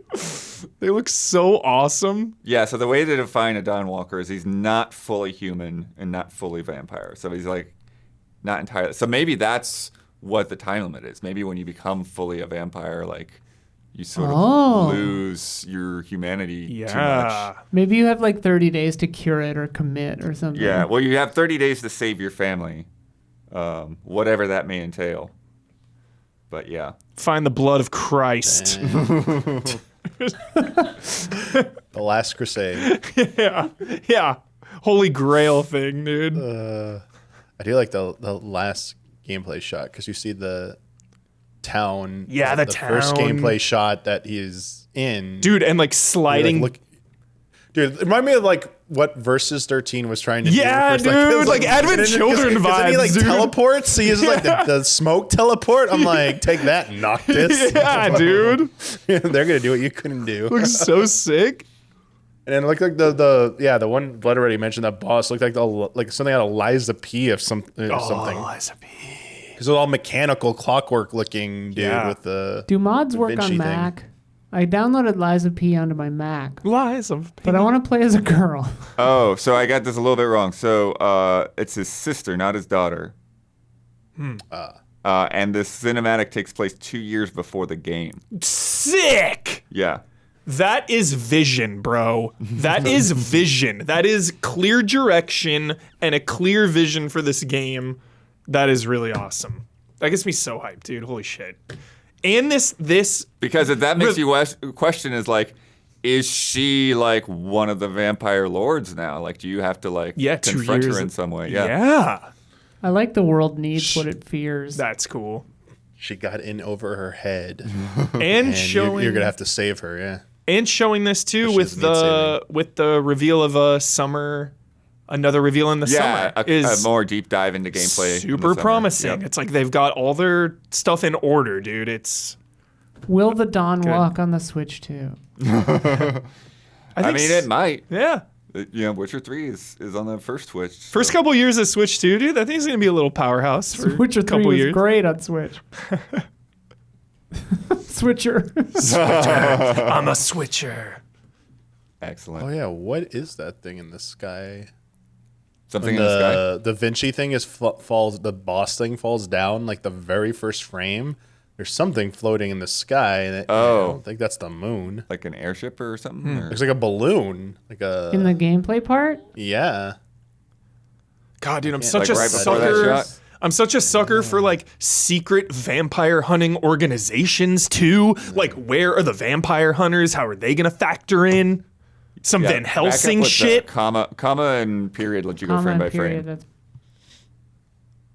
At the beginning of this shot. Yeah, look, because the sun's already there. The moon will Oh, not yeah, be there's there. like a What is little that? circle Yo, what thing. is that? Ah, What is it? I don't know. Damiani, And eagle-eyed Damiani is there for like 3 two-frame frames. graphical anomaly? And this mechanical beast are these vampire hunters? Yeah. Is this like a weapon to combat That's a vampires? good point, Van yeah. Helsing. Yeah, dude. Or is it to help vampires? Do they block out the True. sun True. so that vampires can have a date like Oh, all night? okay, you yeah. know? Dude, it looks so sick.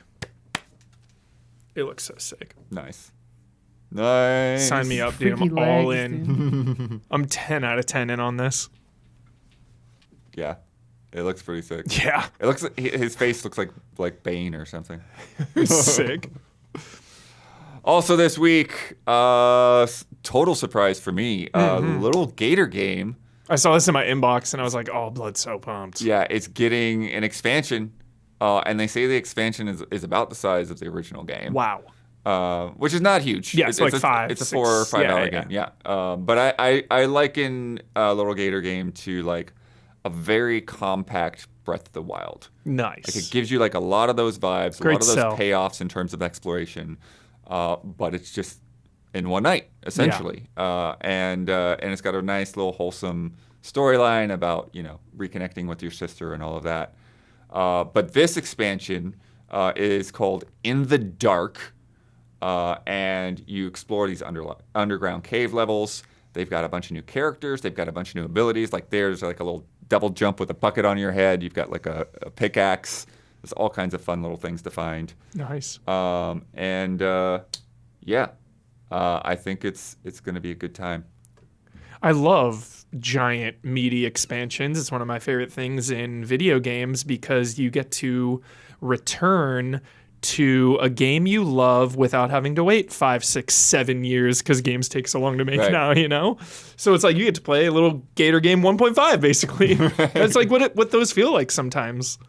Like, sure. like Horizon Burning Shores or whatever. It's like, oh.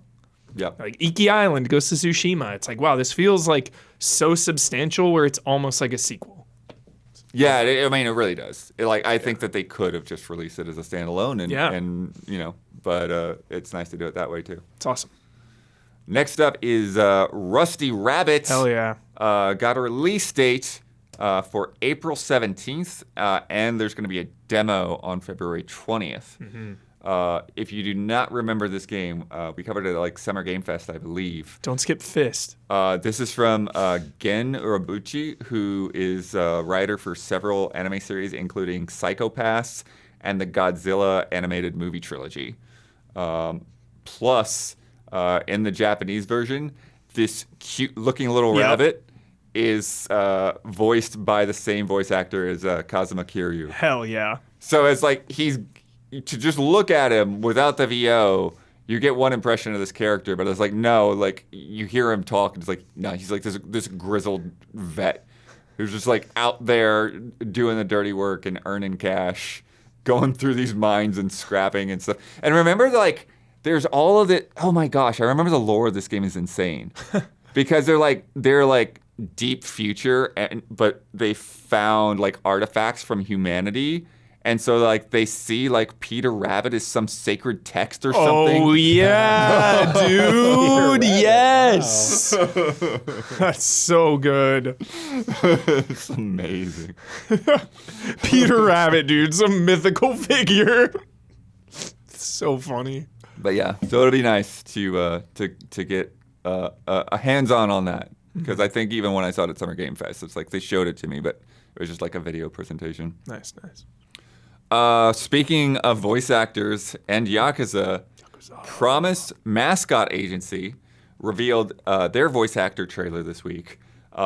It also includes the voice actor of Kiryu Of course it does. for their main character, who is an ex-Yakuza. Of course. Why not? And he has been exiled to this tiny little town, and he has to like manage this mascot agency.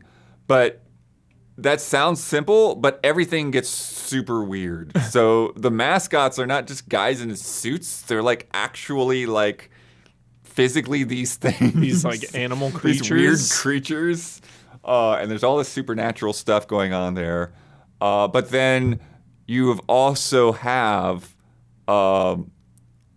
other voice actors, including Shuhei Yoshida playing one of the mascots, and Swery playing one of the mascots. It's fantastic. So it's really wild to see all that, and running the agency, it's not just like a sim. Like you end up like getting into these things where like you're trying to form alliances with different mascots that are out there. You're getting into investigations of like all of this supernatural stuff going on.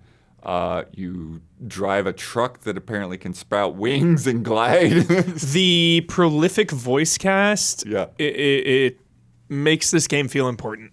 Yeah. That's like this. Just that alone, having that lineup, I think elevates this game. Yeah.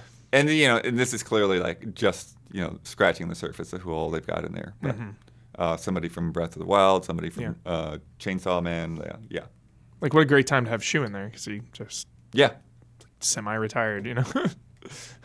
Speaking of which, Shu's first interview Yes, I was saw. post PlayStation, because he just had his like going away party this week. Was on Kind of Funny, and it's like 2 hours long, so I've got to Yeah. go back and catch up on that. Yeah. But a couple of little tidbits that have been extracted to be made headlines. Of course. He Bloodborne. Yeah, he gives a theory on the Bloodborne situation, and he makes it What? clear this is not insider knowledge. This is not like a scoop or anything. It makes 100% perfect sense. Yeah, but him knowing the people involved, Yeah. he says, because he was not on first party when he left, that he moved over to the third party indie side. He said that Bloodborne is so important to Miyazaki that he would not want somebody else To hand. it. to be doing that. Yeah. But with Elden Rings, and everything else, like he's just right now he's not able to give it his full attention. Yeah. But he doesn't, he would not want somebody else to do Well, that. then they should quit pumping out garbage and get back to something good, One of the best-selling games ever. I loved it too. And then he basically said that Sony's just respecting those wishes, Hell yeah. essentially. Respect. Love and respect. He also So do we think he'll go, like, if that's the case then, that to me, if that is true, which it feels very true, that to me feels like we won't get a Bloodborne remaster or remake, we would get a new Bloodborne game instead. or we would get something Like if Miyazaki's we would gonna get something that's find, not just a frame rate patch. If we get something that's gonna be a little bit more significant. because like Miyazaki finally getting free time to go back to it, it's like that guy's gonna be busy until he retires. It's like, would he use that valuable time for something like a remaster or remake, or would he want to just make like the next Bloodborne? It's interesting. She also What would you want, Isla? Would you want Bloodborne remaster, remake, or 2? 2. Got it. I mean, I want. If you only could get one. Oh, then 2. Yeah. Yeah. Okay. A patch for the PS5 would also be nice. I know. Just friggin' Just a patch the damn just thing. a fucking patch. Just patch it. partially because this is Sony, but I could see this being very much on the same level of Horizon or Last of Us Remaster, where they are working on a Bloodborne 2, and then they do Bloodborne 1 With the in the same yeah. engine. Oh yeah. Smart man. Yep. You I like know that. but you know how many PS5 Pros they could sell if they were like, "Hey, Bloodborne PS5 Pro." I would fucking go buy one today. They could do that 60 patch on any PS5. Seriously. Yeah. I mean, my friend let me borrow her jailbroken one. I'm just too scared to turn it on. It's like a whole process. Yeah. Along with that interview, there's obviously a lot of other things, but she also commented on the aggressive live service focus from PlayStation the past couple of years. Aggressive. And, he joked that, he said that he probably wouldn't, he would have pushed back a little bit on that. But he joked maybe that's why they put him out of first. Wow. But no, Should have listened to Shu. from a more saw it today, yeah. from a more genuine perspective, he was saying that basically Jim Ryan was like, he was telling Jim Ryan that like, hey, there's this perception that we're not supporting indies, and we need we need to do something about it. And like Jim was like, I want you to do something about it. And then that's basically how he got the job. And so it's like Crazy. It wasn't seen as like a demotion or anything like that. Yeah. It's like you go spearhead this entire thing. Yeah. So there's a lot more stuff in there. But all of these things keep segueing into each other. Amazing. Yeah. Jason Schreier, just before this podcast, broke the news that Sony has canceled 2 live service games 2 extra. in the works 2 additional. that were at Bend Studio and Blue Point, Yeah. which is a surprise. Mind-boggling. Whoa. Blue Point. Yeah. Sony did confirm when he asked them about it. We don't know anything else about the games. The only good thing that we know is that they're not going to close the studios. Yeah. And it doesn't seem to be affecting them adversely, so they probably won't lose too many people, hopefully. Yeah. I saw that it might have been a God of War one. I saw something about that. Around. Yeah. It's interesting. But, well, I mean, yeah, what the heck would you want? Blue, Because, we had God of War would you have Ascension. We Blue had Point, multiplayer. making a live version of Starhawk or something. Dude, Starhawk was so sick. And SOCOM. Yeah. SOCOM is ready to go, dude. That was SOCOM- Bend, right? Yeah. Could have been SOCOM. We probably lost Dude, to SOCOM. oh my We God. probably did. That's what hurts is I'm not a fan of live service games. Fortnite, obviously, of course, but live service games are annoying, and they definitely have a bad rap because they always feel like they're trying to exploit their players in one way or another.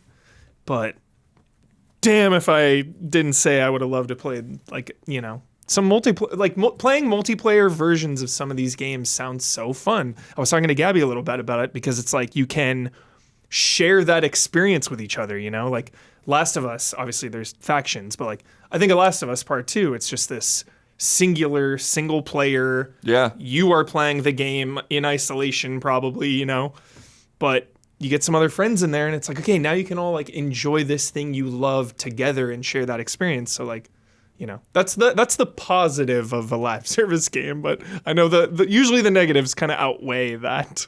Yeah. And then lastly, the Independent Games Festival is next on the train to announce their awards nominees. If you're not familiar, the IGF Awards usually take place right before the GDC Awards. They kind of share that stage every year in March. And this year's contenders for the top prize, the Seamus McNally Grand Prize, are Caves of Cud, Consume Me, which is the one that I've completely missed. I have not heard of Consume Me at all. I like that title. Despelote, which is the little Ecuadorian soccer game. Mm-hmm. This is the one that weirds me out a little bit because I don't think it's actually out yet. But that happens fairly frequently at IGF. There'll be times where something won an IGF award and a year and a half later, it's out. Oh, it's funny. Oh, what? Indica. Indica was good. Thank Goodness You're Here. Nice. And UFO 50. Nice. Nice. So pretty interesting group there from IGF. Balacho, Animal Well, those guys are just in the honorable mentions. Dang. Yeah. Balatro snub. Yeah, right? The heck? All right, it is time for Love and Respect.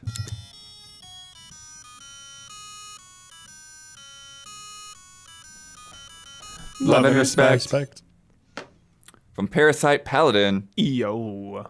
Hello, allies. What is your favorite video game track, meaning music track, from a game that you have not played? And since you all play a wild amount of games, you can expand that to games you played under 5 hours. Mine is Blinded by Light from Final Fantasy XIII. Never played the game, but that song is great and made a good first impression in the reveal trailer. I actually have an answer for this. Jessica Curry, one of my favorite composers who did, Dear Esther, Everybody's Gone to the Rapture. They did a game called So Let Us Melt. Yeah. For I think the fucking Google Daydream VR or whatever that like no one has ever had. Like I don't even know what that is. I own the soundtrack on vinyl and I love it. So I've listened to that soundtrack. I own that soundtrack. Don't even know what the game is. Don't even know what Daydream VR even is. So that for sure. Nice. I don't know. I can't call anything a favorite, but a couple that stood out to me that sparked. Neo: The World Ends with You. I mean, pretty much the whole soundtrack. But to pick just one from that, I'll go with Incongruous, which is just this insane like back and forth darting around between like hardcore punk, rap, and R&B, and it's just it is a ride. That song is a ride. I'm gonna take you for a ride. And the other one is Nier Automata, Weight of the World, with all of those different language versions and everything. Yeah, and then again another like just seeing those clips of like the way like the music will sync up in boss battles and stuff. It's like Sick. I was so bad at what was it called? Starting with an R, we gave it Game of the Year. Returnal. Oh yeah, I never got to the organ boss, but I like that that was great. song a lot. that was so good. Yep. Sorry, Damian. Miss that game. So we played 5 hours or less. The Bug Snacks theme song. That's great. Yep, that's a good I one. don't remember that. But another one, just because I hear that, like, even the music from Final Fantasy VIII. There's a lot of good tracks from there. There's like the battle theme. There's also like the seed theme, the boss theme I think it's called the Extreme. I only know that because it's also in Final Fantasy XIV, and it's really good in there too. But yeah, I always remember listening to like VIII's soundtrack because like it had like really good music, and even before I even like played it, I was like, oh yeah, this has got some really really good music. But every time I tried to play that game, I'm like, nah, I'm out. I'm sorry. I'm out. I'm out. See ya. Sorry, Squall. You're a loser. I'm out. You scraped the surface on anything, Huber? No. No worries. Let's play a game. I really like the Balatro song. You cannot say you have played less than 5 hours of Balatro. No one's going to believe that. Nope. From Matt Rock Records. This is an interesting one. Wow, the PS2 has sold over 160 million units. But it's even more impressive knowing that there were about 870 million fewer people on Earth during the height of its sales That's fun. than there are now. Shouldn't we be selling more consoles now that there's more of us to buy them? Absolutely. A lot of people talk about adjusting for inflation, but for this game, I have adjusted for population. I will give you 2 consoles. See if you can guess which one sold more based on the percentage of the population that bought them That's so fun. when they were for sale in stores. This is wild. Because these aren't sold everywhere on Earth, I have limited this to only the US and Japan to keep things simple. If anyone wants to know how I'm figuring this, for example, the NES Famicom sold 53.3 million units in Japan and the USA. The average population in these countries during its run was 371 million people. So between 1985 to 1995, about 14.4% of the population bought an NES. Okay, just populations of those countries. Got it. Yeah. Yeah. So yeah, some people bought 2, but come on, it's supposed to be fun math. No math is fun. Correction. Math is fun in RPGs. Wow. Let me And crunch in those film numbers. And in music. All right, interesting one to start with. GameCube and Xbox. What are we supposed to do? Which one has the higher population percentage? Percentage of the population that bought it higher. Percentage. The higher percentage of the population. GameCube. So later games. GameCube. Yeah, GameCube. for sure. GameCube, 3.7% to 3.6%. Whoa, that's close, that's actually. close. I will never bet against Nintendo. I thought it was going to be close. Ever. Yeah. I'm guessing Japan pushed it over the edge. Yeah. Well, I mean, that's the thing because Xbox is very primarily in the U.S., not very much at all, like next to nothing in Japan. That Halo Beach, Yeah. dude. Had to have it. That beach run. Yep. The Wii. Where were you when you first saw that beach, Blood? Do you remember? I was at an EB Games. I don't remember. Okay. I don't remember. Sorry. Dude, iconic. As iconic as the whale in Sonic, I would argue. The Wii U or the TurboGrafx 16. I'm a Burn liar. to the Wii U, dude. Yeah, I'm a liar, and I'm actually gonna bet against Nintendo now because it's Wii U. So I'll say the TurboGrafx. I don't know. I feel like TurboGrafx. I don't think the TurboGrafx sold. It didn't sell at all. Wii U's got a bad rap. The Wii U. I guess, but there's more people when Wii U came out. So. Yeah. That was hard. Yeah, sure. TurboGrafx would be fun. I don't think it is, but I'll guess It is. Turbo. It is a TurboGrafx. Dude, Wii U. 2.8% horrible. versus the Wii U was 1.9%. Oh my God.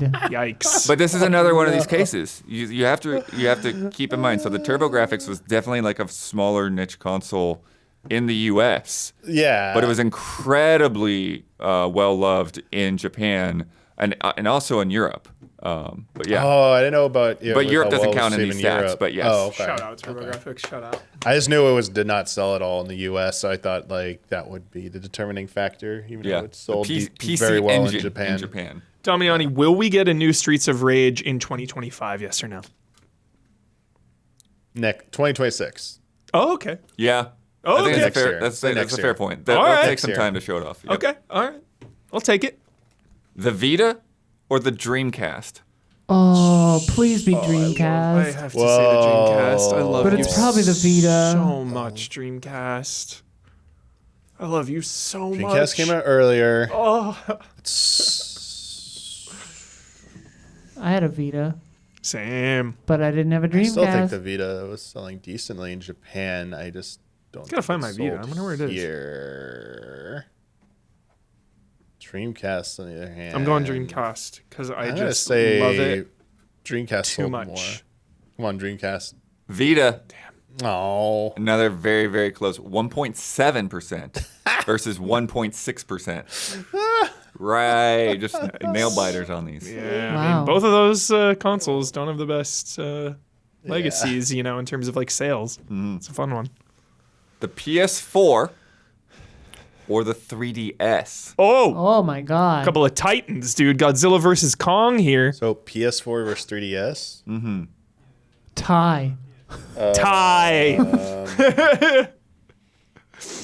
3DS, it has to be. I'm gonna right? say 3DS because it's insane, dude. That thing is nuts. 3DS Yes, jump scare in yeah. Train to Busan, Gabby. And PS4 sold a lot, but I would guess 3DS. It is the PS4 What? by a pretty good margin, 9.8% versus 8.4%. Damn. Ooh. People gotta have babies. PS4, dude. It had Had the legs. This is a good one. NES versus the Wii. Wow. dude, everyone had a Wii. So But Train to there were Busan no had humans. two Wiis, Gabby. NES. But there were no humans in Is this 1985. a trick question? Do they count? Is this assuming Famicom? Yes, is- Famicom okay. and NES Yeah, account. He yeah. said that earlier. Yeah. I'm gonna go Wii. Sorry, I didn't hear I'm that. gonna say Wii. I felt like half of the Earth's population had a Grandma's Wii. had a Wii. I mean, Gabby's grandma had a Wii. Yeah, everyone had a Wii. NES was so long ago. It's like 20-something years of population difference. Jeez. Gotta go, Damiani. Go. Come on. Let's go Wii. It's got to be. It is the NES. Wow. 14.4% of the population had an NES. 12.5% had a Wii. Wow. Wow. Oh, hey. PlayStation versus the Atari 2600. PlayStation. I'm sensing that a lot of these are trick questions. PlayStation. So it has to be. But nobody had an Atari.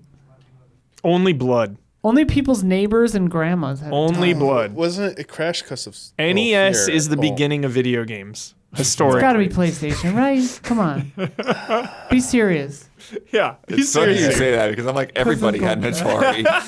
My freaky neighbors had an The Atari. hardware, everyone had Atari. But, damn. PlayStation?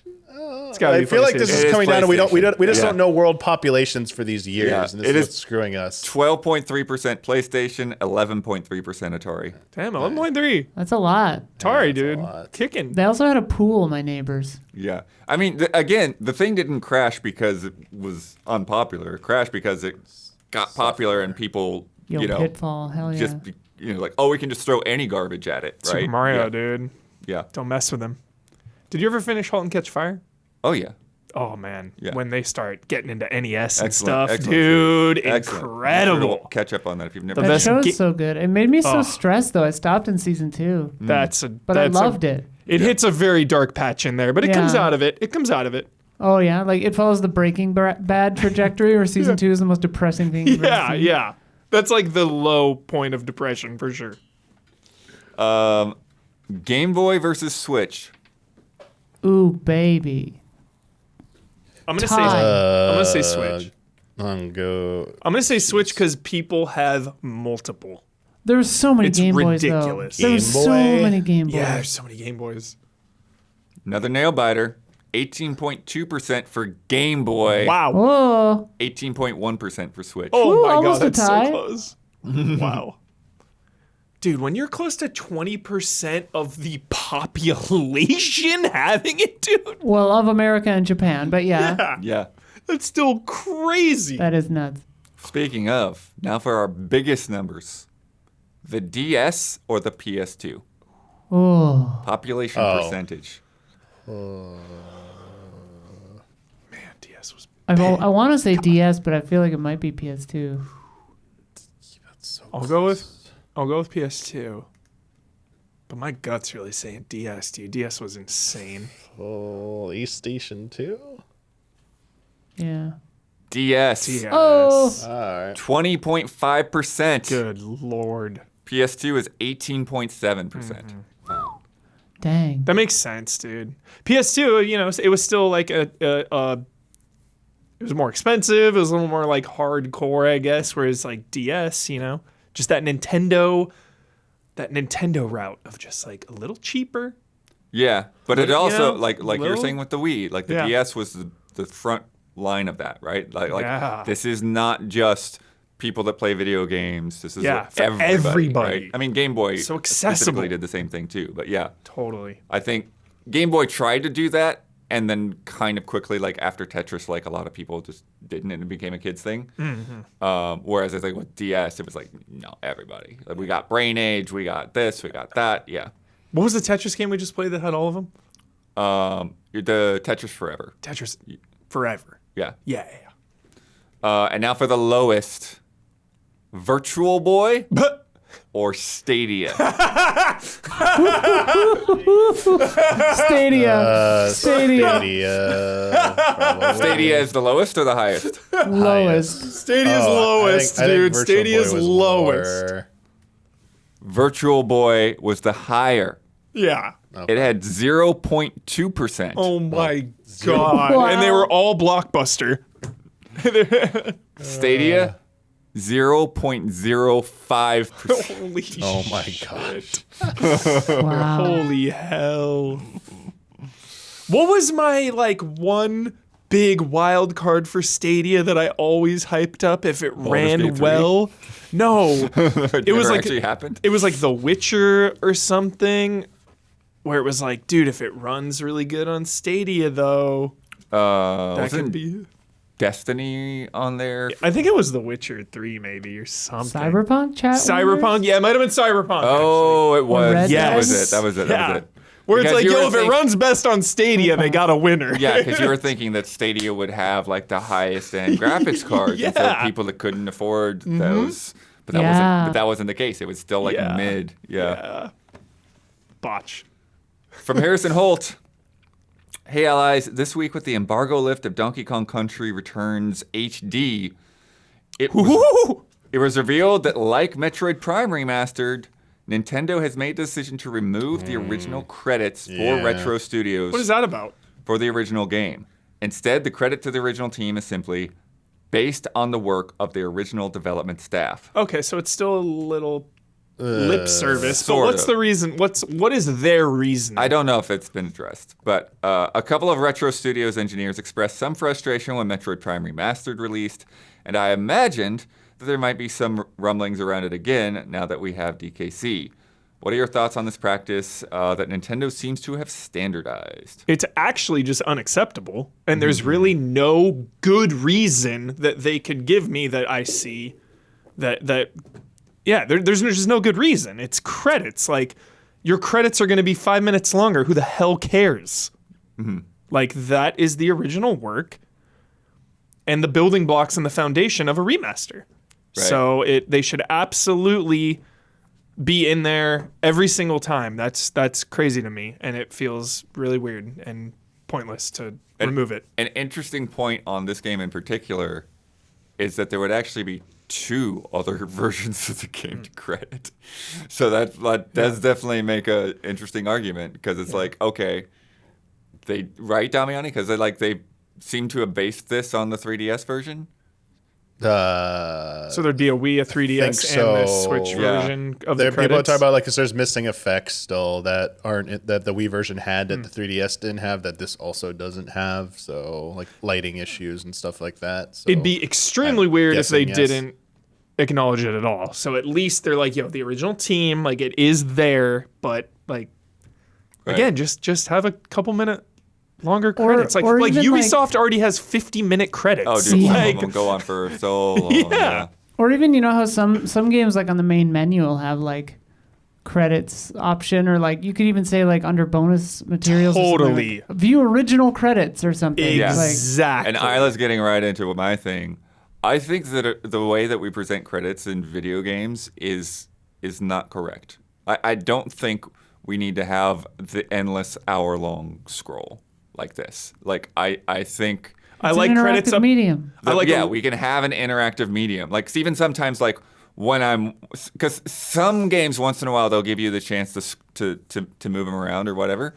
But so many times, like, even if I'm curious about something, how do I find it? Yeah. Like, I wait for somebody to type it in on a Wikipedia page. 100%. You should or have I total wait control. through that scroll. It's like, I should be able to kind of go in there and filter or whatever. Search, filter, blood, you know, yes. find those things. Yeah, and, you should for sure. and like you're saying, like, yeah, in a situation like this, you can have the credits for the original game. Yeah. You can have the credits for the remaster effort. You can have the credits for the 3DS version where they're relevant. Yes, celebrate it. You know what I mean? Because we've coming out of last year, just the disregard in the industry of the developers of games from, the higher ups. So if games started to celebrate the developers more with credits like this, like make a big show out of it, not like something you just automatically skip, I think that would help push the narrative to players that maybe don't think about that all the time. Yeah. I think it would just be a good thing overall Yeah. to celebrate credits a little more. And yeah. But again, like you talk about Silent Hill, right? Yeah. And you talked about how good that audio is. And you're like, Oh, yeah. who worked on the audio for that? And even if it has that menu option, it's like, okay, where's the audio? And you just start to zone out. Yeah. And then there it goes. Oh, Yep. cool. Missed it. It's like, basically, you need to do what we do, just like record it. Yeah. And then you can just scroll Or those through it. credits. Well, that's what I was gonna say too. Is like minimum effort version of this is like they have some like low rung employee just go beat the original and record the credits, just put it as a video in the bonus features. I like games that have sometimes games will do like interactive credits where you're walking by the names, like Oh yeah, like they've literally, definitely like, done some fun things like that. Astrobot, God of War, Astrobot, dude. Yeah. Like Love that. shooting through them and stuff. And I think Nier, that kind I of, think, you know, does something like that. that kind of that can play into things too, because like, you know, like a lot of times that you will have like even like in a Marvel movie or whatever, it's like you'll have the big headliner credits, right? Yeah. It's like- Dude, the end game credits, my favorite thing of all time. Yeah. Holy shit. and then it does the scroll. And so I think you could similarly do something like that, where you have the fun, like, here's your 4-minute Smash Brothers credits where you like blast all the names of people, and then, okay, you want to get into the weeds for all this other stuff, there's the rest of everybody else. And you don't have to leave people out. Yeah. I think it'd be funny in a game to have, you know, like in Silent Hill 2, there's a part where you're hearing VO, but it can impact the ending if you listen to all of it or you don't. And like other games do that kind of stuff, right? It would be interesting if there was a game that the credits are on like a hallway or whatever, and your character can walk at a pace to like read them all or whatever, or you can just run past it, but then like the game like punishes you for skipping it or something. Like that would be kind of funny. Yeah. By the way, every week we do 2 bonus love and respect questions for our patrons. So if you want to get that extended cut, you can become a $5 patron at patreon.com/easyallies. Plus you will get each episode 2 days early and ad-free. A penny for a spool of thread, a penny for a needle. That's the way the money goes. Pop goes the oohs. Or wars. God damn it. I gotta wait for Damiani. Sorry, maybe I should have waited. Dude, I want to see Bowser's shell in Switch 2, baby. Let's go. It's gonna Big be shell? nice. Big shell. Well, It's the Are we best design editing this character out, ever. or- let's just somebody go. Damiani snooze, he lose. Just the best. Huber will go. I'll go. I'm ready. I'm good to go. Sparkling okay or to still? Still, if I want sparkling, I will drink a beer or a soda. Okay. Oh yeah, we need to make sure that Don is in on this. I forgot. Don, we you want to do we one? usually have Don in on these too. He says yeah. All right. He's ready, but he's on the other computer, so I guess I'll relay the information. Bed or breakfast? I got an answer for this. He's got an answer for this. I got an answer for this. Look, simple here. I don't want to win this, but I have a good answer because I don't want to have to speak at the. All right. Obviously, breakfast. Breakfast is awesome. Think about it. Bacon, lox, Eggs. omelets, Denver Bacon. omelet, eggs. The one single greatest thing a human being can consume is an egg. Did you know that? I don't eat bacon or eggs. Think about this. Crazy. You try to sleep on any of that, it's going to be an awful experience. Try laying your head down on a big yolk. That's not fun. On the other side of the coin, you ever eaten a bed, a Tempur-Pedic mattress? What? It's not yummy. Breakfast kills it. Someone ate a mattress? Oh, man, you got to send me the link for that. Oh, My Strange Addiction, for sure. Yeah. Yeah. Pika, apparently. Gabby's. Oh, Don's cat had that. Oh. Damiani, we're doing Or War, so it's your island next. Okay, I'll go. Oh, Damiani will go. Flashlight or torch? Despite torch being cooler, flashlight, because it can potentially last longer with good batteries. It's generally safer to use to light your way, so that you might not cause hazards, like exploring a catacomb. Oh my God. And there's some liquid in it at your feet that might be flammable, Last and Crusade, you might just drop a little ember to sparks it. When you just have a flashlight, man, it's like, we're cool.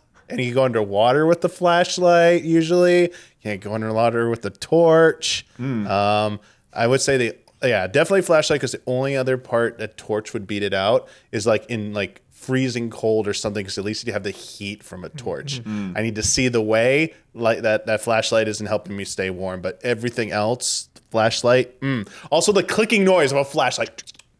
Oh, a things. Maglite? Yeah. Yeah, so addicting.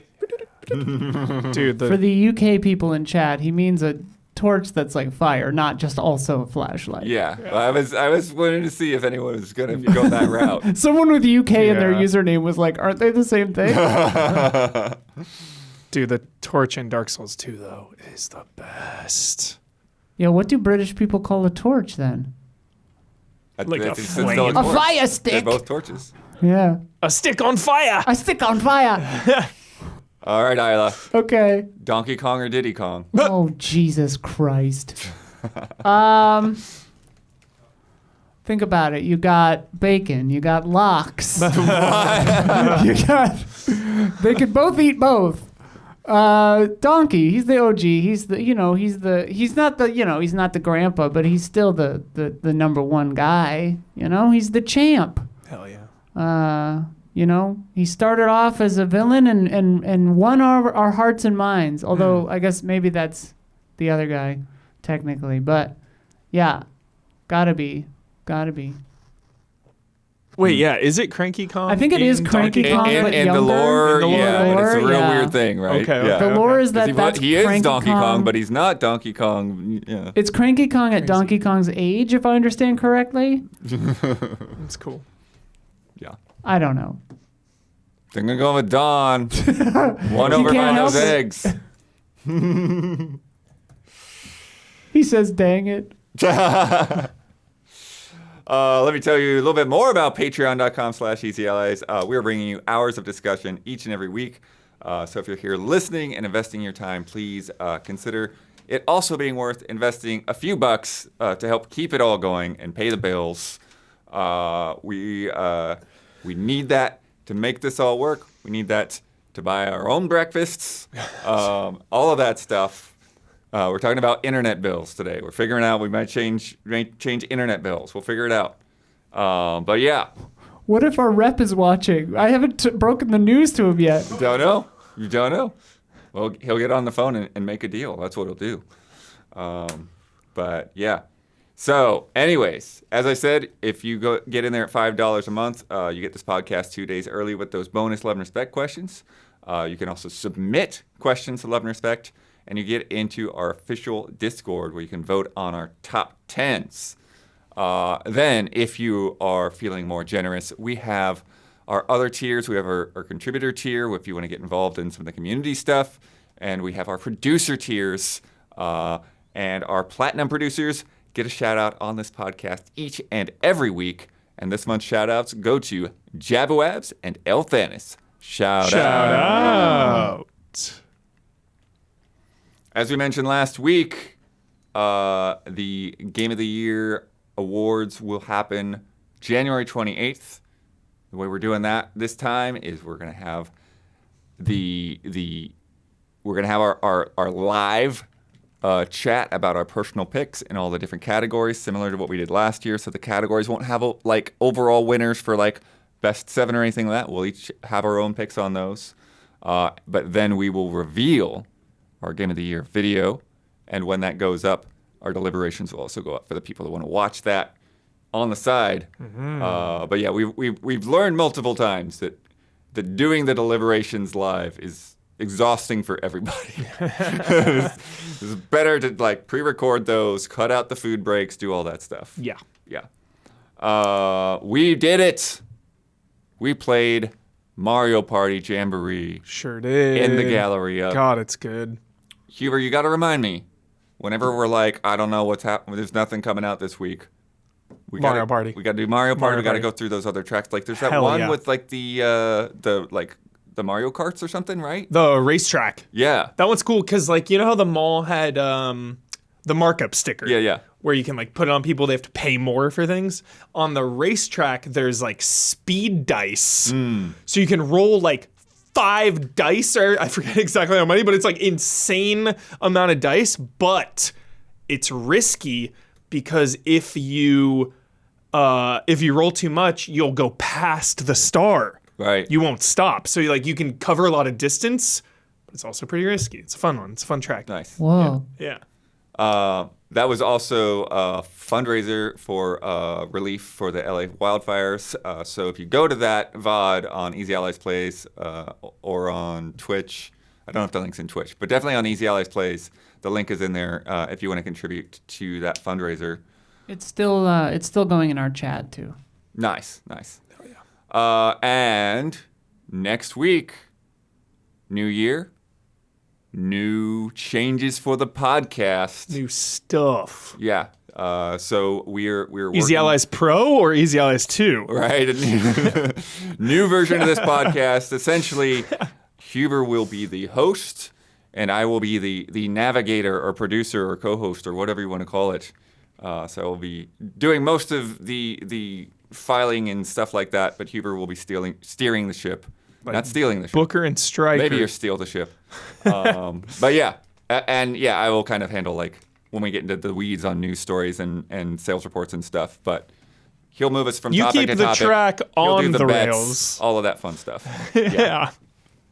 Track and rails are synonyms. You keep the train on the rails. Train on the track, train on the rails, yeah. all that. Don, get up there, because you get to shout out to anything or anyone on your mind this week. You get the final word on anything that you've disagreed with, want to reiterate, or just popped in your head. And you get to sign off with your trademark sign off. Alrighty, here we go. Look, shout out to Aloft. This game is sick as hell, okay? I just cracked the seal on this puppy, and it is good. Oh, there's so much to it. Floating islands, flying. I can't wait to talk to you all about it next week. We're gonna have it on this week. Don wanted to put some more time in, get a little deeper. Yes, so I'm getting deeper as we speak, and I will tell you all about it next week on the podcast. Looking forward to that. Shout out to Aloft. It's a good game. Final word, look, this is a Switch Pro as of right now. It's 100% a Switch Pro. I need to see something that's going to prove me that it's not a Switch Pro. That being said, it's going to be sick as hell, and it's going to be amazing, and I'm extremely, extremely pumped for it. So happy this thing's finally coming out. This beautiful year of our Lord 2025, right? That's what it is, isn't it, Isla? Is it our year of our Lord? Okay. And the new sign off for 2025. You know it. Here it is. Sayonara, essays. You know who I'm talking to. Peace.